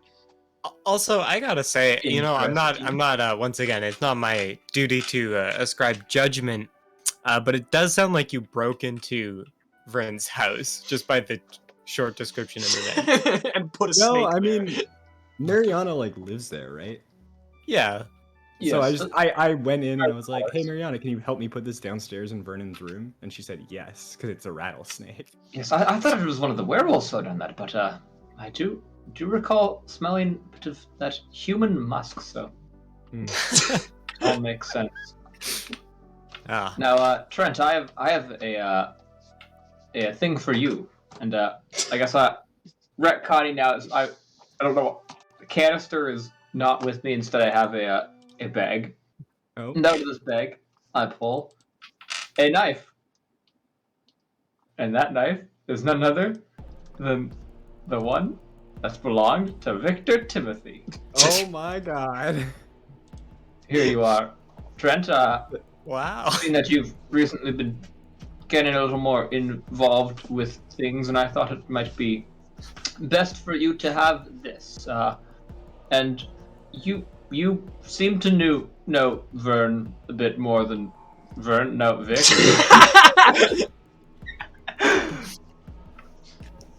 Better than I'm confused now. anyone else. So I think it might be best for you to have this. I am stood there with a knife in one hand and a spear in the other, and I Long look spear. back. I look back and forth between Kevin and Vern, and I go, "Are you guys trying to tell me something? Am I not Well- like a valuable part of the team?" You're a man now. Mazel tov! I'll drink And to that. as we all To know, Trent! you canonically didn't get a weapon the entire last arc other than the hockey stick. And a knife. Yeah, and the knife. No, and that we're was- talking about Earworm and the arc after that. Well, I We'll see don't have how a that weapon, pans but I do have something fierce. You need to have a buckler, a spear, and the knife of your dead friend, which Yeah. looks like it. It looks dirty. Like last time you saw it was only briefly. It was a very pristine kind of silver tarnished blade, and now it looks like there's like a little bit of like rust around the edges of it. Not on the blade, but it looks a little bit I don't know, further tarnished. But you're gripping it in your hand, and it's very well weighted. And it like I don't know, like it's very it stays in your hand. It's not like sticky or whatever the fuck, but it's not going anywhere. It feels good to hold. It feels good to hold, and it's got like an OXO good grip on it. I still have a gift for Vern Oh, to open. I take another, small package. I guess like a it's sort of another amalgamation of paper bags, but this one is, closer to what you might think is like another heavy paperweight. When you take it. all right. Well, I open up the bag. You see a small, intricately carved stone grotesque with sharp, pointed features and bones sticking off in odd directions. It thrums with a slight kind of monotonous feel, or not monotonous, monogamous feel in your hand, and it feels both magical and a little bit hungry. And Amber's like, Yeah, I thought you guys might get along. oh, this is for Vernon, Kevin, not for. Mm-hmm. Not for. It's for Vernon. Why would it? Should it be for someone else? Sorry. No, Would you like this? No, I think you know what. Actually, Vernon, I can't think of anyone better. Sorry, I'm just not. I'm kind of thrown off, and this is Amber, not Mads, just in case anyone was, Yeah. This is, I'm not seeing this. You know what? Yeah. Yeah. You know what, Vernon? That's kind of from both me and Kev. Ah. Well, thank you. And she winks at you, Kevin. She's like, isn't that right? And she's like, yeah, no, now I get why you gave that to him. Sure. Yeah. Hmm? Yeah. Sure. Yeah. Mhm. Nice. Mm-hmm. Yeah. No, tell us this is quite magical, but what are the properties of this? I don't know. It seemed pretty dead when I found it. I thought that you might kind of like it was like a cute little statue that I thought you might like. So, now I feel like we should say what this is out of character, right? Yeah. So for those of you in case the viewing audience is confused, this is the idol that was there when Amber was being summoned into this world. The time when Amber and Kev first met, when he kind of scattered her immortal remains to the kind of depths of hell for her to not return for many thousands of years. Oh, actually, only like 1,000 or so. Actually, probably less than that. I think canonically you said it was like 1800, so it would have been about 200 years. About 200 years. You didn't do a very good smiting. It is a very powerful demonic ritual artifact. And Kevin found this in a drawer in his house and does not remember what it's from specifically. And does not remember what it is from, what it does, but he thought that it was just kind of like a cute little guy that Vern would like.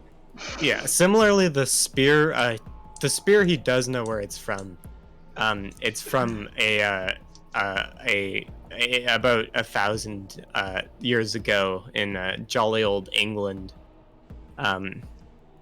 There was a kid who could have been like another contender for sort of a Trent type character, sort of a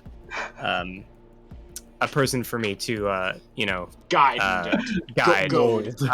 But he was almost instantly killed as soon as I found him by that spear, and then I healed him of the spear, partially successfully, took it on myself, and then he was killed with an axe.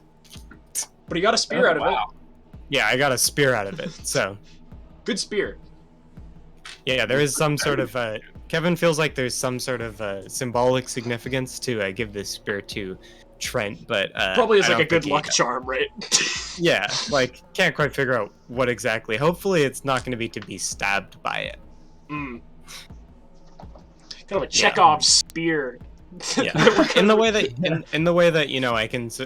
Kevin has the ability to sort of stumble upon something important, and how sometimes he gets kind of glimpses of the future. I think sometimes he knows if an object is important, but it's kind of a gamble as to whether or not it's going to be helpful or detrimental. Well, that's just because it's highlighted in his inventory when he's looking at it. Right, yeah. It doesn't read any flavor text. Or any skill tips.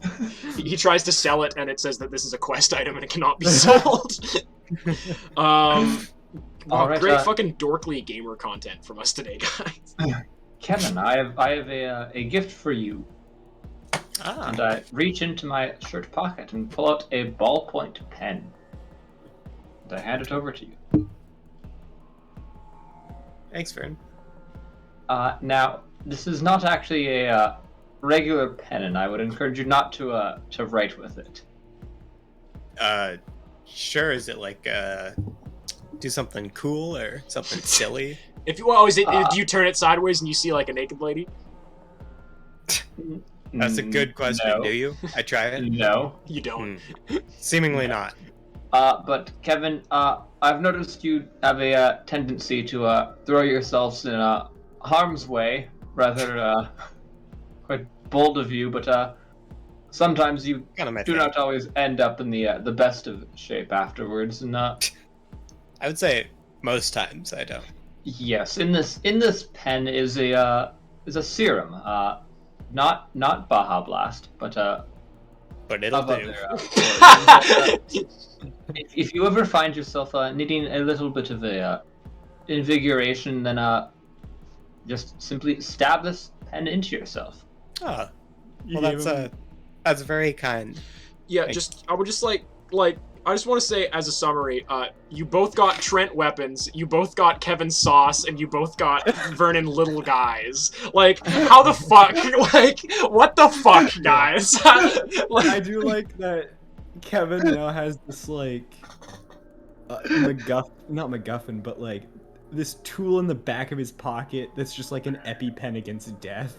It's just a little like adrenaline shot, which Vern brewed up, and he also has like Kev has healing items. Yeah. Yeah, no, it's Yeah, very okay. good. Now, Kevin, you're reaching into your bag because suddenly you get a little inkling that like, oh, but that's not all the. Oh, I should maybe turn off the hunted, scary ambient music that I put on when Trent got Vic's knife. Kevin, you realize that that's not those aren't the only presents that you have to give out today. Although you're not entirely sure why, because you don't remember bringing any more. And then out of this sack, you pull all sorts of different items, all addressed from different friends of the stream to the four of you. There's like a small brown paper package from Q for Trent. There's some like envelopes from like Daniel and Brent that they must have written up at some point maybe. Just like, there's a little a package from James Grimm that says to the boss, which is yours, Kevin. And I don't have like descriptions for it, like all these things are, but from some Christmas miracle, gifts for you guys, no matter where they were in the world, seem to have ended up right in this happy little scene. Oh. All from my sack? Yeah, all from your magic sack. I like to think that the people who are gonna give these gifts have no idea, so they just disappeared, and it's like, shit, man. Sorry, I lost Where your did present. I put your present? This is so on me. I was sure The I had Amazon it. tracking number just vanished. Oh god. Shall we open these gifts? Are these gifts we can open? I mean, they're gifts you can open, but like I don't have like shit for like all of it. Okay. How about you all say something that you got from somebody else? Go on. Sure. Yeah, Let me go just pull up the character reference sheet. For sure, yeah, and go and like Hey. the more. Vernon got a letter from Brent Estevez. Yep. And Thanking him for his encouragement. aw, beautiful little moment. Oh yeah, actually, yours is from Q, Trent. Yeah. And Have we gained another character named Vern? That's well, no, that's That was Brent Estevez. that's Brent's fiance When did we introduce him? Team building. at the staff party. Oh, okay. Great, yeah. And No, I do remember that now.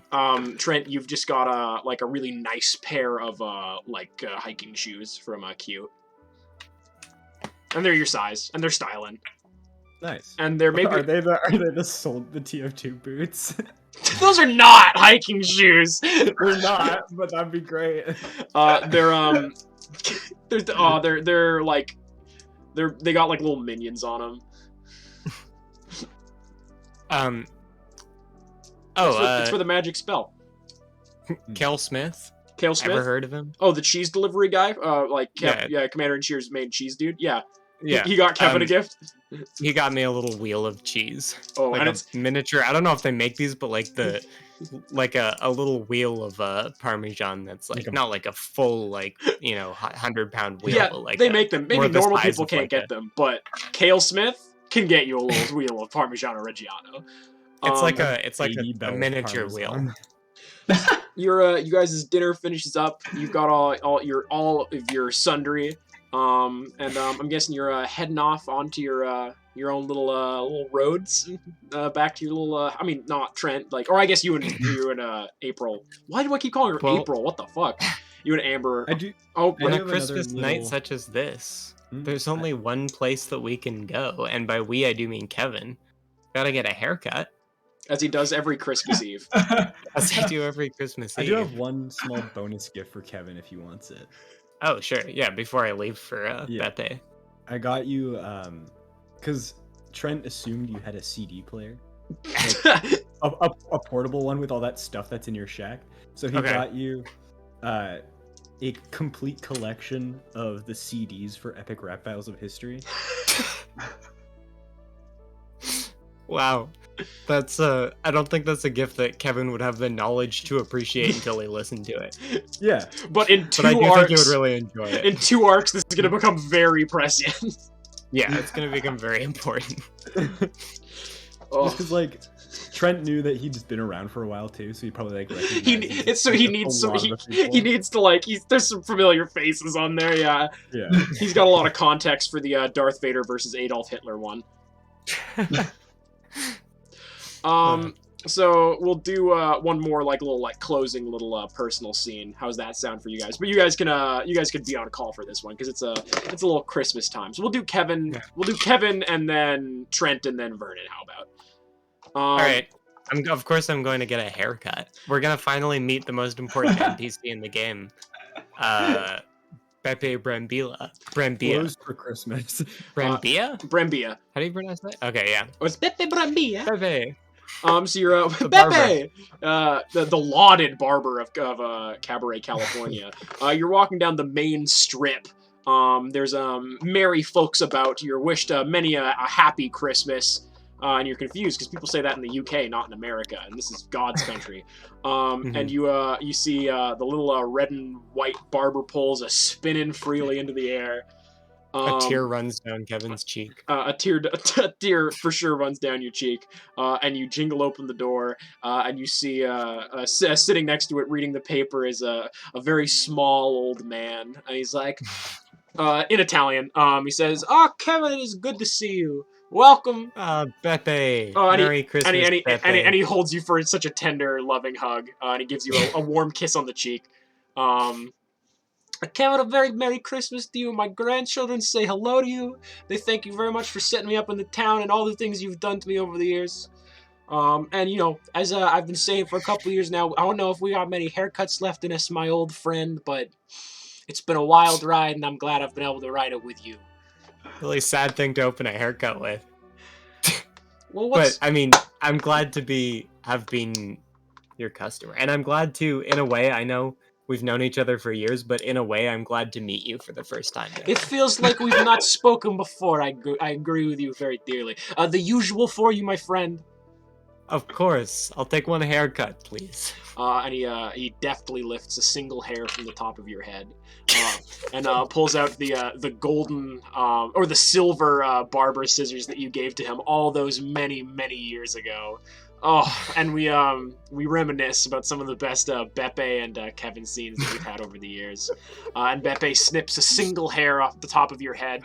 He's like, "I'll do the usual with it, my friend. Do you want a hot towel shave just to warm up your face before you go out into the wet?" Oh, I can't say no to you, Bepe. And I tuck a $100 bill into his shirt pocket.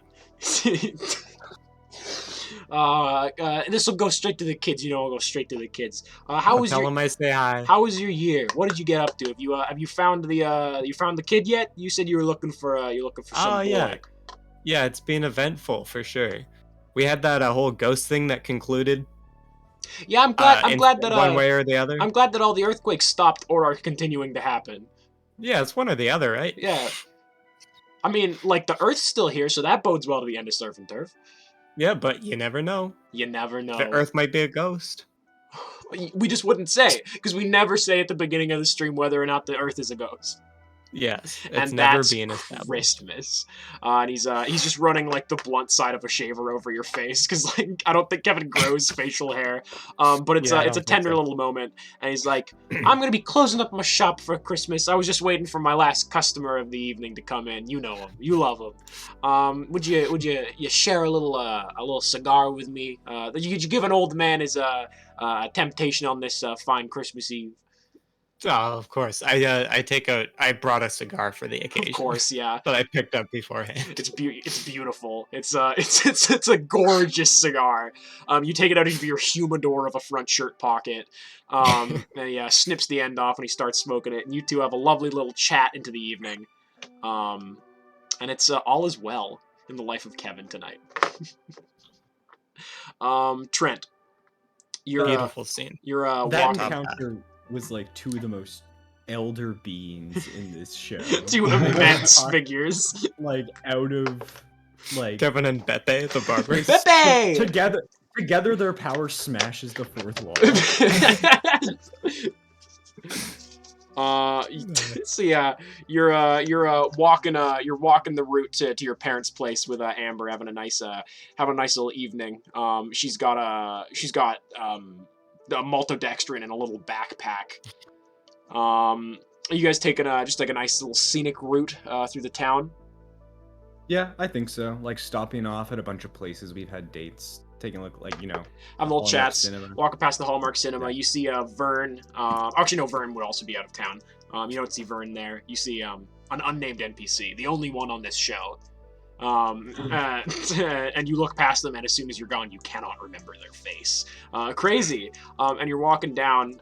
You go past the beach. You guys see a little. There's a log where you guys had a little fire together near where you first met. And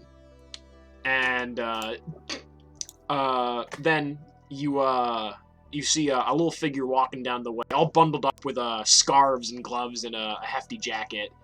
And you see Albert, the sponge angel. And I will say that you have talked to him more since the end of Earworm. And you've met him again a couple times, I'll say, at this point. He's like, Trent, I don't want to take any of you and your lovely girlfriend, any of your time. You kind of mean mugs Amber a little bit, but I will say that we got this for you. Have a safe Christmas, buddy. And he hands you a little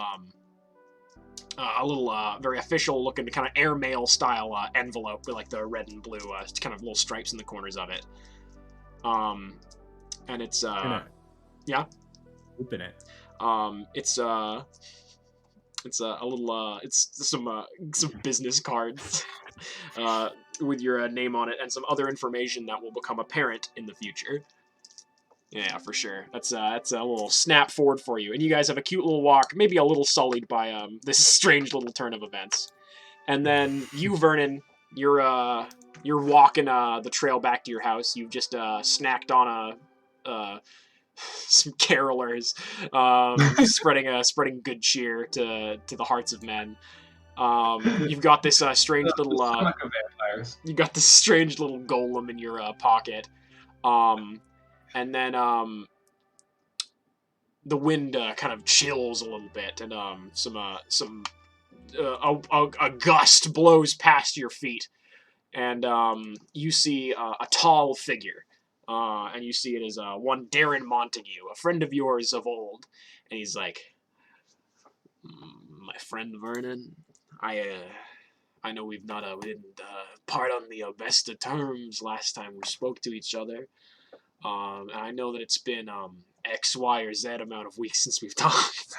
But I just want to give you a little something, a little bit of memorabilia, a little bit of something to warm up your bastard heart this holiday. You have a happy solstice, and I hope whatever productions produce are bountiful. And he lays a little bag on the ground in front of you, not getting very close to you, mind you, and then he walks into the underbrush. And Likewise to you, Darren. do you pick up the bag? Pick up the bag. Do you open it? I open the bag. Vernon, inside is coal. Oh, I've been pranked. You've been pranked, but also, I mean, it does have some symbolic significance to you and Darren. As but you know, you've been a naughty boy this year, Vernon. I think that you of all characters on this podcast deserve coal, and I believe we will end off this fucking bizarre, rambling, inane, phenomenal stream with that one. I would like to. Oh, Jesus, Trent's. What's the official title that Chris gave it? What? The Winter Solstice Scaries? Winter Solstice? No, the Spooky Solstice Shenanigans. Solstice Shenanigans. That's what it is. Oh, I'll get you a picture of what the knife looks like, Trent.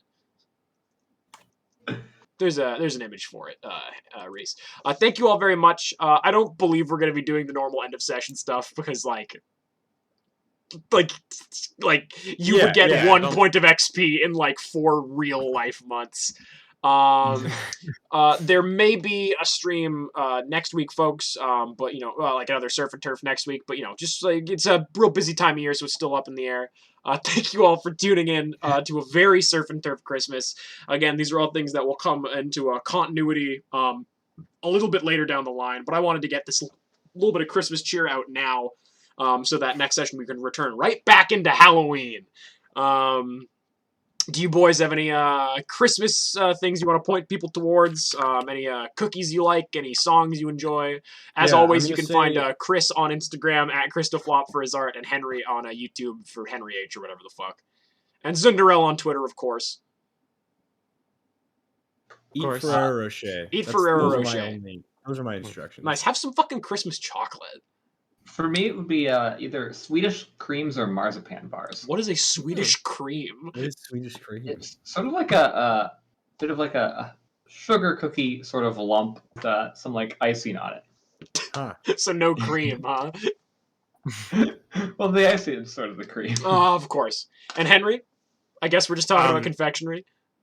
Well, I'm gonna go against the grain and say listen to the Peanuts soundtrack, the Christmas special. Yeah, it's for if you want to listen to children sing kind of melancholy style. Yeah, and also piano. Thank you all. Mostly piano. No more streams this week, just because you know the Jesus's big days on Saturday, and I gotta be in his corner all week, you know. But we'll probably do something next week. So my beautiful heartfelt acclamations at the beginning of this stream mean nothing because I can thank all the viewers of twitch.tv/measlymeatloaf who have been unbelievably caring and supportive in these past 6 months and this strange year to choose to log on to somebody's weird ass stream. We can talk about that next stream. I will say I do have a Discord. If you want to find out what I'm streaming, if you want to occasionally just, you know, fucking chill out with members of the stream, friends of the stream, you want to find out all stuff or get cool little emotes that you can use across Discord if you use Nitro, a service that you should maybe not support right now, then just hop on over to the bog. It's a good time. We share images, we share tunes. Eventually, maybe it'll be a useful hub for, what, dating? No, I don't think so, actually. Thank you all. Log into the bog Discord to meet friend of the stream Q Appenglow. Yeah, the bog is like LinkedIn, but more grimy. It is a lot like LinkedIn, to be fair. It is. I've customized my Discord something fierce, a lot of HTML plugins. Is that how that works? Goodbye, everybody! Sure.